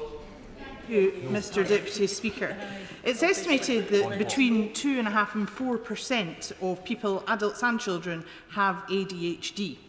Neurodiversity matters, and all of us benefit the more that that's realised and understood. So I wonder if the Leader of the House would agree to a debate in government time on the importance of fostering greater knowledge and awareness and understanding of neurodiverse conditions, and thank the groups working hard to provide support and information, especially during October, which is ADHD Awareness Month. Well, I thank the Honourable Lady for raising this important point, and I do join with her in thanking the large number of organisations who do work to ensure that families have the advice and support that they need. I shall certainly flag this with the number of departments that will be looking at this particular issue, and I would encourage her as well to raise it in questions. Bob Seeley. Speaker, I welcome very much the minimum service levels which are going to be outlined in upcoming legislation. Can the Leader of the House please tell me if she would support, as part of that, minimum service levels on lifeline services such as the Solent ferries, where we have both the RMT and Unite? I heard approval noises coming from my colleague on the front bench with me, but I would also point him to this government's record during the pandemic, and we very much saw those particular services as needing support, and we followed that up with action. But I thank him for his very helpful suggestion, which has gone down well with my colleague. Paul Blomfield. Thank you, Mr Deputy Speaker. Sunshine Preschool, which serves families on some of the lowest incomes in my constituency, is facing closure. Several other constituents have written to me as their children have had their nursery places withdrawn due to staff shortages and funding problems, and clearly this is a national problem. It's not a question, as the government seems to think, of ratios of staff to children, but the failure of funded early learning rates to keep up with costs. So can we have a debate on the crisis in childcare to urge ministers to bring forward proper support for this vital social provision, which is so important not only to parents, but to supporting economic growth? Well, the Honourable Gentleman is absolutely right. These are incredibly important services for the children themselves and their development, and also to support families, but they are absolutely critical to enable people to remain in work and to progress through work. I shall certainly raise this issue. I know it is a matter that is a concern across the House with the Department for Education, and I also know that the work the government has been doing on early years to take a more holistic approach to all of this and make sure it's doing what parents really need it to do will also, the colleagues involved in that will also want to hear the Honourable Gentleman's remarks. Andy Carter. Thank you very much, Mr Deputy Speaker. Can I join with my honourable friend, the member for Harrow, in wishing all members of the Hindu community in Warrington South a very happy Diwali. I recently met with many members of that community who expressed concerns about recent events in the Midlands. Can the leader assure my constituents that the safety of all communities is a priority for this government and they should enjoy in their community the Festival of Light? Well, I thank my honourable friend for raising this. I do join with the remarks that he made, and especially to all those in his constituency. Clive Efford. My constituents are really concerned about cuts to their train services that have been allowed under powers that were introduced during COVID. The Secretary of State has allowed South Eastern trains to make major alterations to its timetable using those powers, even though we are out of COVID now. So can we have a statement from the Secretary of State to explain why these powers have been allowed to be abused in this way and why my constituents are losing train services? Well, I thank the honourable gentleman for his remarks. My right honourable friend will have heard them, but I will formally follow up with the department. Benjamin O'Hara. Mr Deputy Speaker, I'd like to draw the Leader of the House attention, indeed the whole House attention, to Early Day Motion 480, which was published this morning. It congratulates Dunoon Grammar School, which yesterday was awarded the 2022 World's Best School Prize in the Community Collaboration category.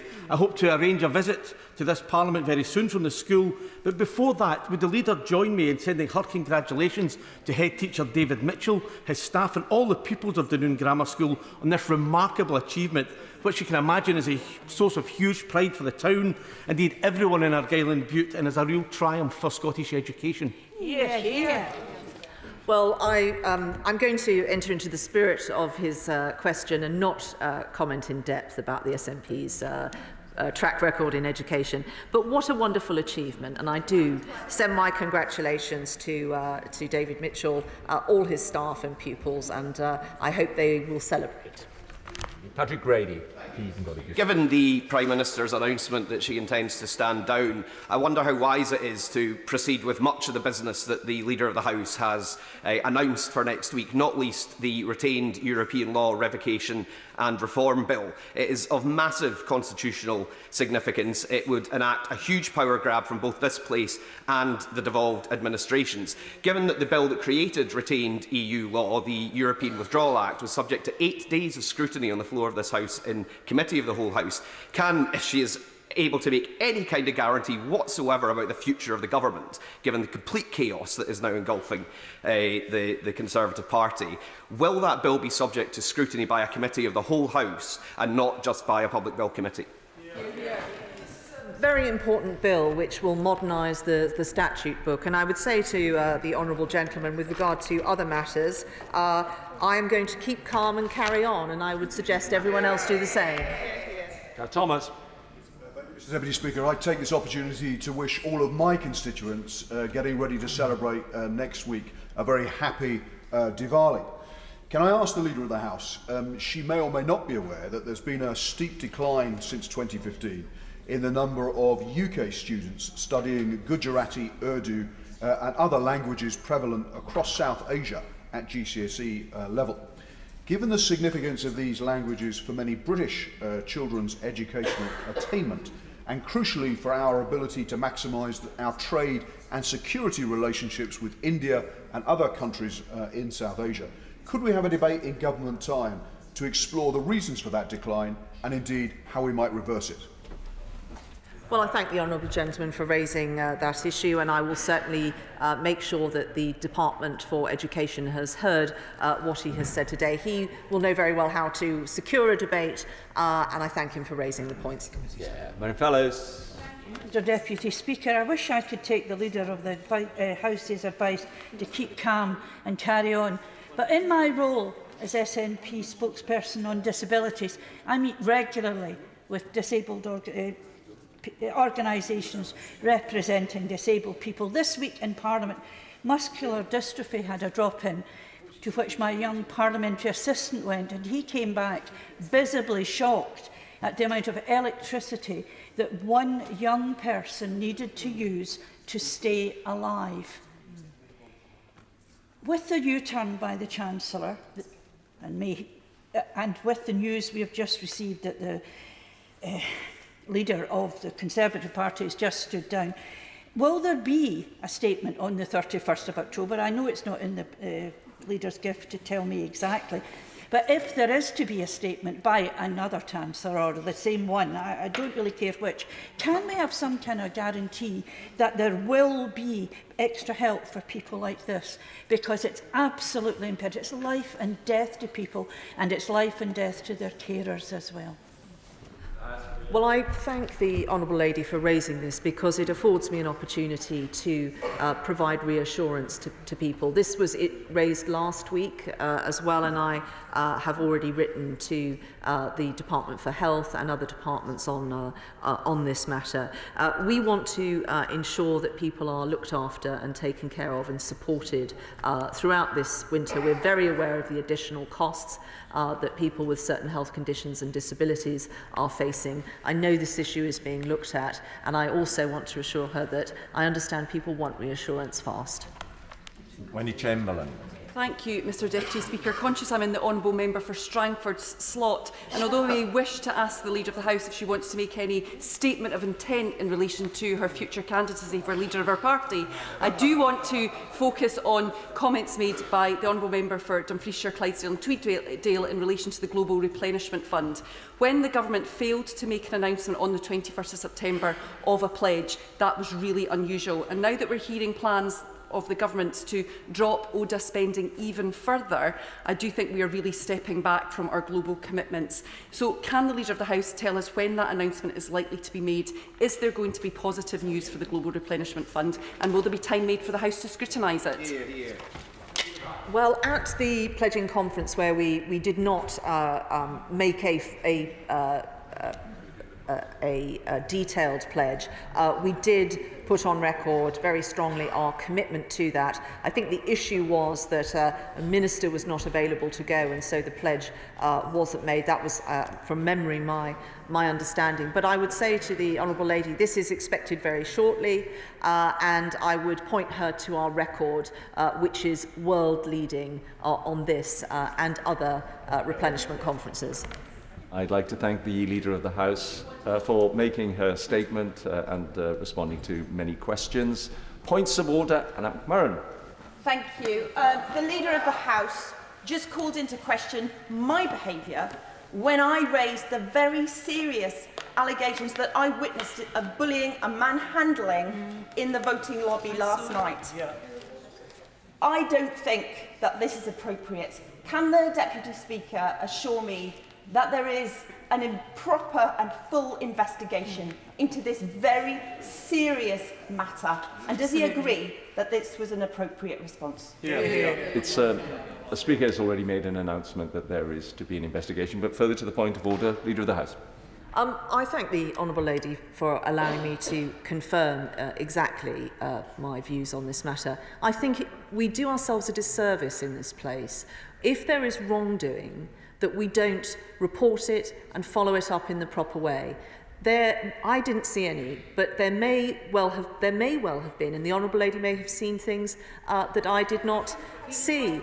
In that case, this is really important, report these issues, tell people what you have seen, support victims to come forward and do that. Do not go on the airwaves and make unsubstantiated and in some cases, not the Honourable Lady, but completely factually incorrect allegations. That does not help raise standards in this place.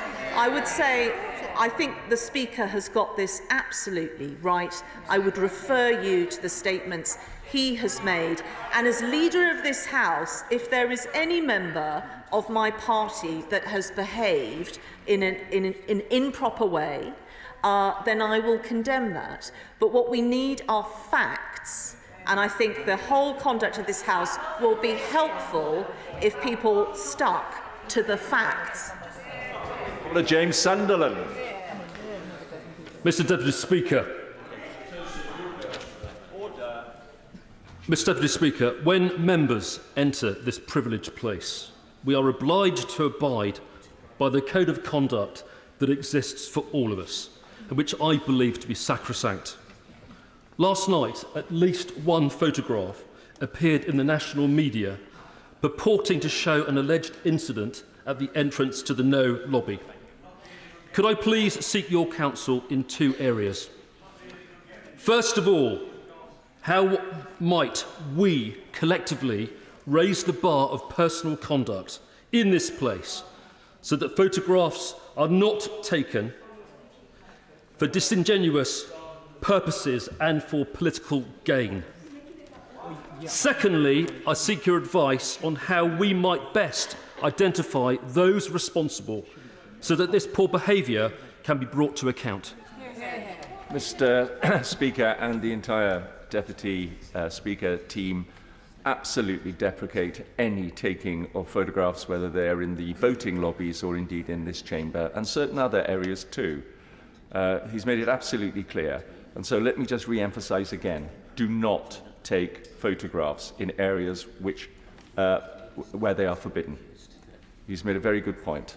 And of course, it's the responsibility of each and every one of us to behave better as role models to those outside who are looking in. Mr. Deputy Speaker, if I might. Further to that point of order? I'm very grateful to the honourable member because he told me that he was going to raise this matter earlier, and I want to be absolutely clear that I took a photograph and I did so knowing that I was breaking the rules of the House, the etiquette of the House certainly.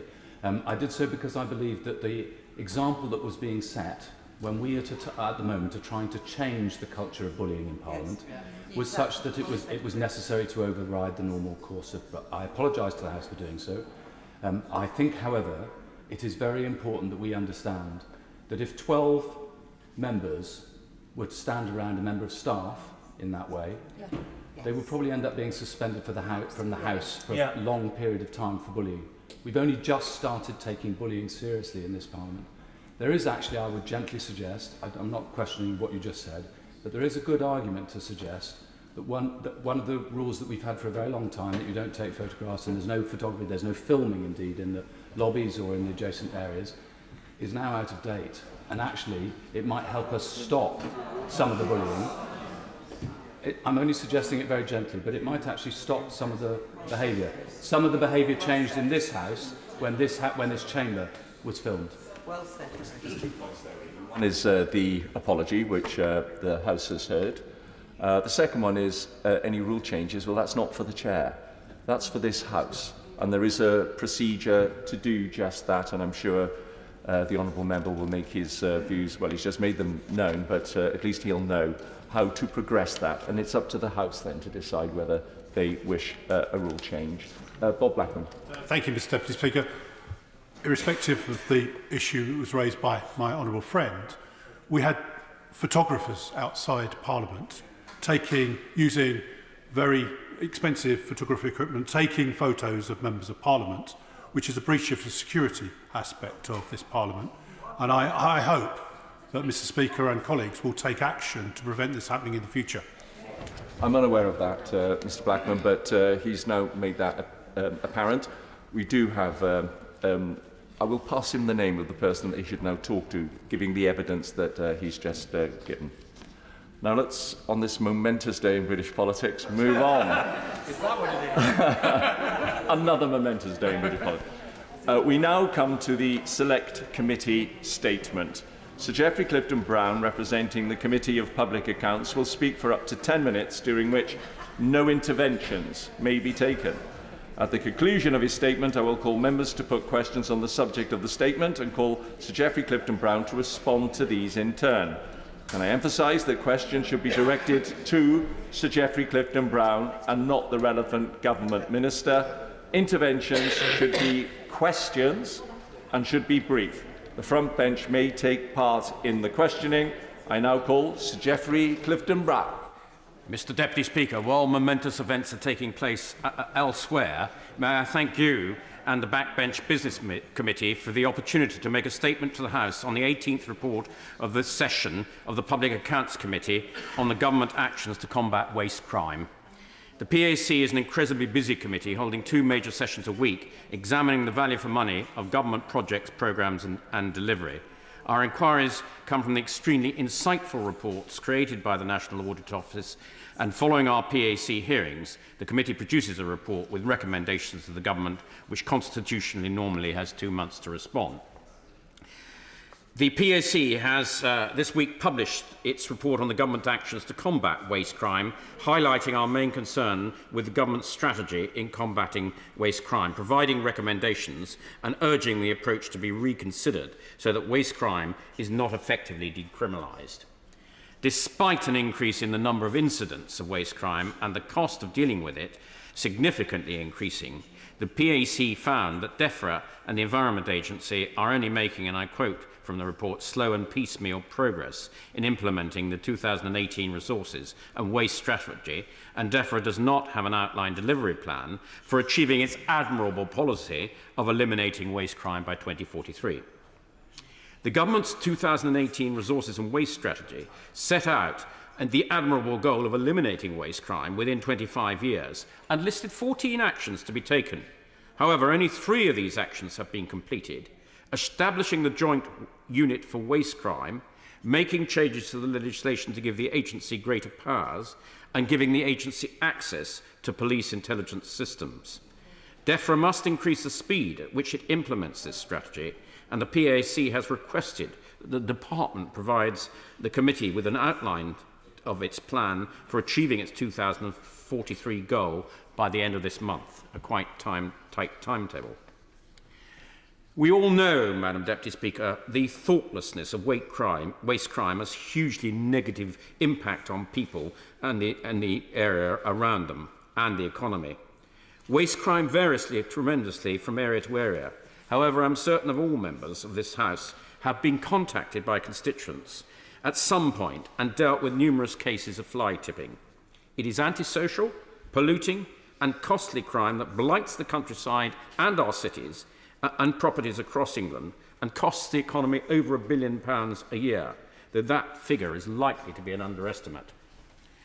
The crime does not just include fly tipping, however, but illegal waste sites, breaches of waste permit conditions, breaches of exemption to the requirements for waste permits, and above all, illegal export of waste by the UK to developing countries that are ill-equipped to deal with the environment and often infinite consequences of that waste. Waste crime is not getting the local or national attention it needs to effectively tackle it. It's a crime that's greatly underreported. Only around a quarter of incidents are reported. The government and agency statistics are just not accurately capturing the true scale and impact of this crime, with local authorities not providing consistent reports on fly tipping and relying on the public to report crime. The PAC asks that DEFRA and the Environment Agency explore the full range of digital solutions to solve the issue of data weaknesses, such as satellite and drone technology. The government's digital waste tracking system, including new IT systems, have been described as being at the core of the government strategy. However, it is still in development after 4 years. DEFRA's prototype is in the testing stages, and before it reaches the next stage of development, expected to be rolled out in 2024. This will be a big step forward in improving data and improving public reporting incidents, and swift and appropriate follow-up hopefully being implemented. The project has ambitious aims, and DEFRA is confident it can deliver, having successfully carried out an IT system which was put in place when we left the EU. But the PAC has investigated similar large-scale digital projects by other government departments before, and therefore asked DEFRA to write to the committee when the IT contract is let to confirm that it has happened and what is the plan for its implementation. The landfill tax has been successful in reducing the amount of waste sent to landfills and encouraging recycling, which has become an increasingly normal way of waste disposal for many households in recent years. However, the PAC reports that this tax has increased the incentive to commit waste crimes, which with HMRC slow to prosecute offenders. Indeed, it recently tried to prosecute an alleged offender in an Operation Nosedive. It cost a huge £3.5 million and yet ended up without it going to court. HMT and HMRC are currently reviewing the landfill tax, and they need to take into account the incentive that the current tax has in its present design in encouraging waste crime. The tax gap, which is the difference between the tax due and tax collected, landfill tax is one of the highest as a proportion of its size for all taxes. The Chief Executive, Jim Hara, the first permanent secretary at HMRC, assured the committee only this morning that the reason for this is that the scope has been widened to include illegal waste sites, which are difficult to track down. However, he did assure the committee that HMRC recognised the social and environmental harm caused by this. The reality is that the current system does little to deter people from committing waste crime, from organised criminals who are responsible for the majority of the incident, and they often perceive the fines, and I quote from our report, as a business expense. Fines are not high enough to discourage the crime, and even in the unlikely case that they end up in court, the penalties are not sufficient. DEFRA, the Environment Agency, and HMRC need to work more closely together to develop a plan for making the enforcement more effective, speeding up the process, assessing the current sentencing guidelines, which must include not only higher fines, but custodial sentences for the most egregious cases. And DEFRA must, Madam Deputy Speaker, work more closely with local authorities.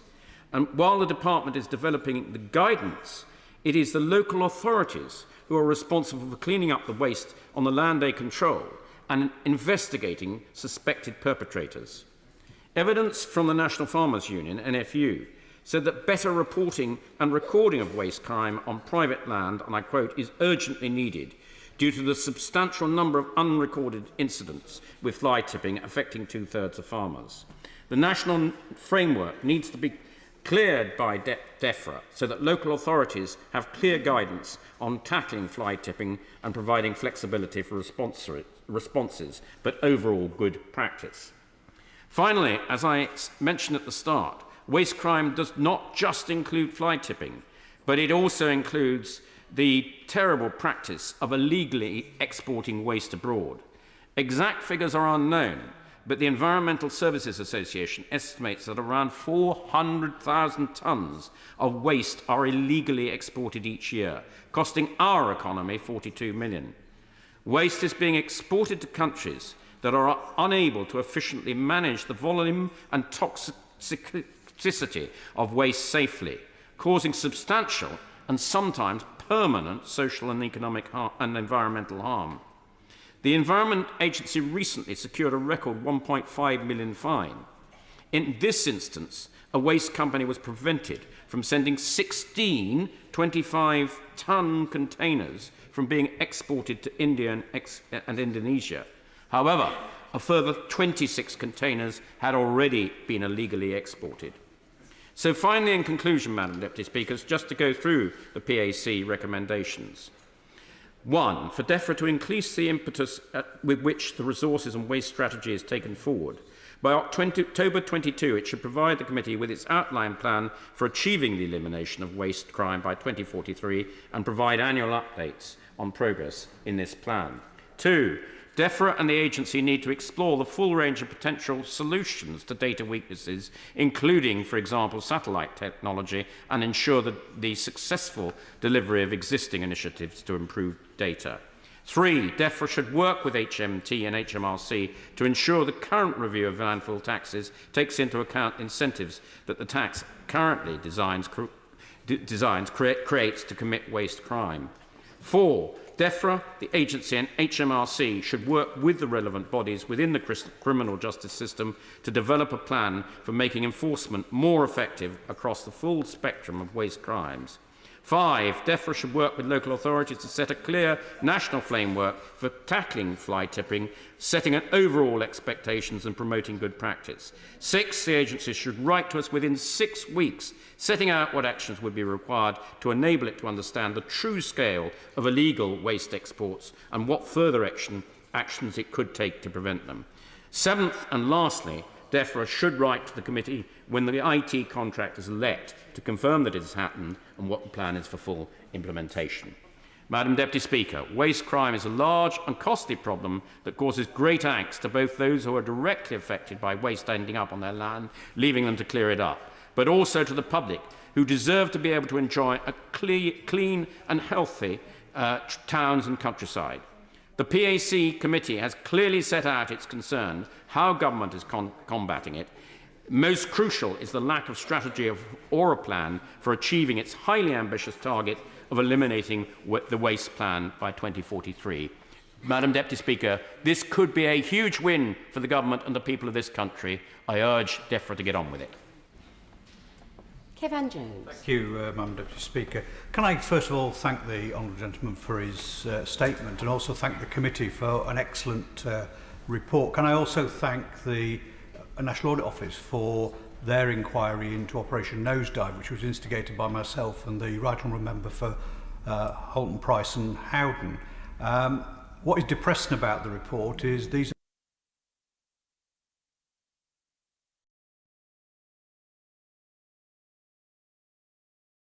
I support, but this is not a victimless crime.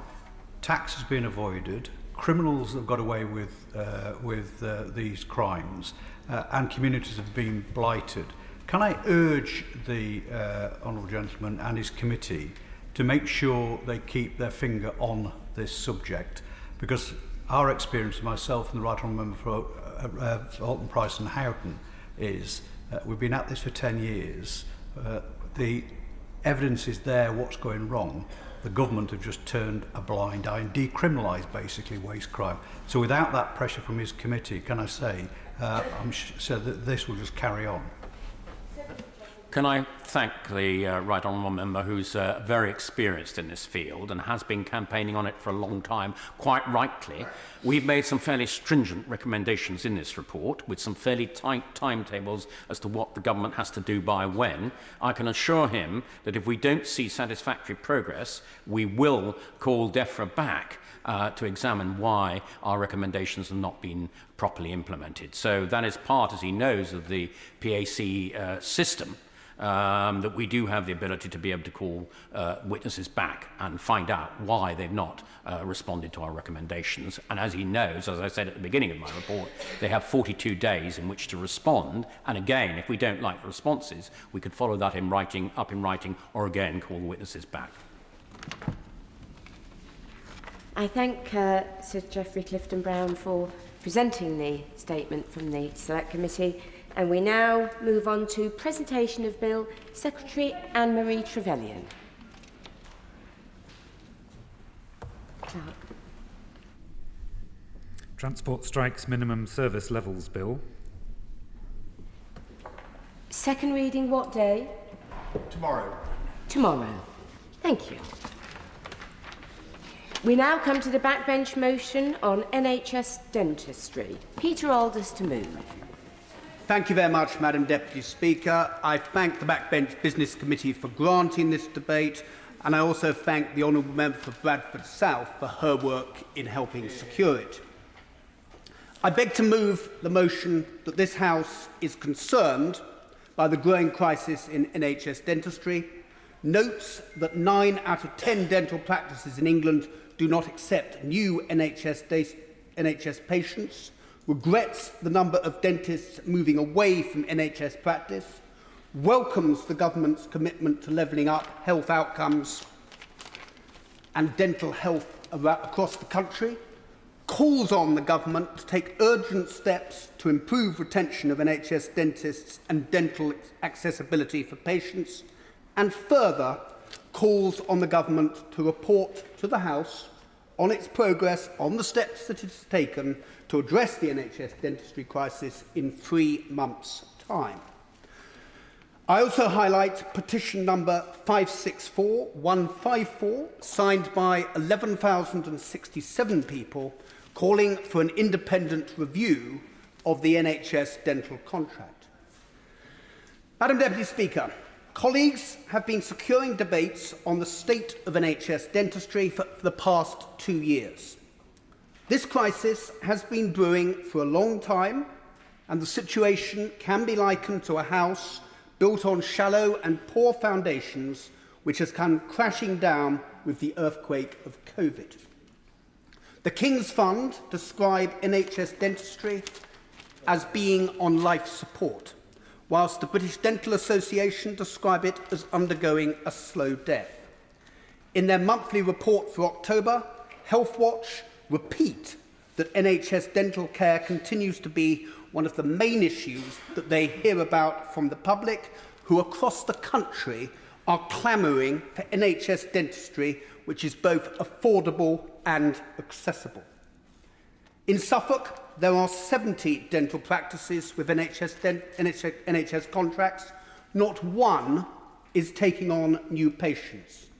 Locally, there has been some welcome support, in that in Lowestoft, a local practice was granted additional units of dental activity that allowed them to see emergency patients until the end of September. And in July, the Dental Design Studio were awarded a contract to deliver NHS dentistry for up to 8 years. However, very quickly, both practices were fully booked up and have had to turn away patients. Madam Deputy Speaker, there is a need for root and branch reform, and I shall now briefly set out those issues that need to be included in a blueprint plan for NHS dentistry. I give way to my honourable friend. I'm very grateful to my honourable friend, congratulate him on this debate. Would he agree with me that the fundamental problem with NHS dentistry at the moment is 2006 contract and the units of dental activity? Does he share my disappointment at the statement made in the summer about how to resolve the situation based upon the consultation launched last year? And does he furthermore hope that UDAs will be expunged from all of this so that dentists can be properly rewarded for the job they do and thus return to the NHS? I thank my honourable friend for that intervention. I agree wholeheartedly with him on that point, and I will come to it as I set out what I believe needs to be done to improve the situation, and I think that he and I are very much on the same page on that particular issue. I will address firstly, Madam Deputy Speaker, the issue of funding. There is a need to secure a long-term funding stream. In recent years, the NHS dental budget has not kept up with inflation and population growth.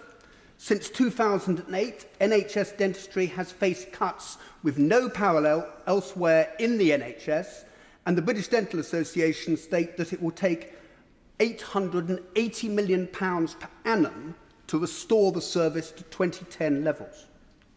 I acknowledge the budgetary challenges that the Chancellor faces, but the reform process is doomed from the start without an appropriate level of investment. There is a need for a protected budget, and any funding that is clawed back must be kept in dentistry. Secondly, a strategic approach should be adopted towards recruitment and retention, with a detailed workforce plan being put in place. I'll give way. Very grateful to him for giving way and congratulate him and my honourable friend from Bradford South on securing this debate. It is a crisis. It's a crisis in South Manchester, as it is across the country trying to access NHS dentists. Now, there are highly trained dentists from abroad who can help. I've got some constituents who are trained at the dental faculty of the University of Hong Kong, which is in the top 3 faculties in the world, has an English curriculum, but they can't get registered, they can't access the licence exams. Now, I understand the government have said they're going to simplify the registration process. Would you join me in urging the government to act very quickly to make that happen? I thank the honourable gentleman for his intervention there. He's come in at a very appropriate time, and he may well have been reading my speech, because that actually was the very next point I was going to come on to. What I was going to say is, in the short term, we need to be stepping up recruitment from abroad. Whilst the legislation tabled earlier this month to streamline the process of recognising overseas qualifications is welcome, this on its own will not address the problem, and I hope the Minister in his response will address this particular issue. In the longer term, we need to be improving dentistry training ourselves and ensuring that this is available throughout the country. And in this regard, the proposals being worked up by the University of East Anglia and the University of Suffolk are to be welcomed. Madam Deputy Speaker, thirdly, there is a need for a new NHS dental contract, as my honourable friend mentioned a minute or so ago.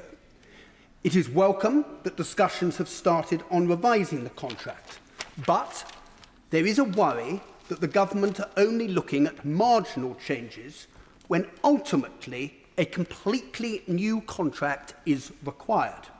At present, the NHS contract is driving dentists away from doing NHS work. Its target-based approach is soul-destroying for so many, and it needs to be replaced by an agreement that has prevention at its core. And Madam Deputy Speaker, that leads me on to the fourth and penultimate component of a new system of NHS dentistry.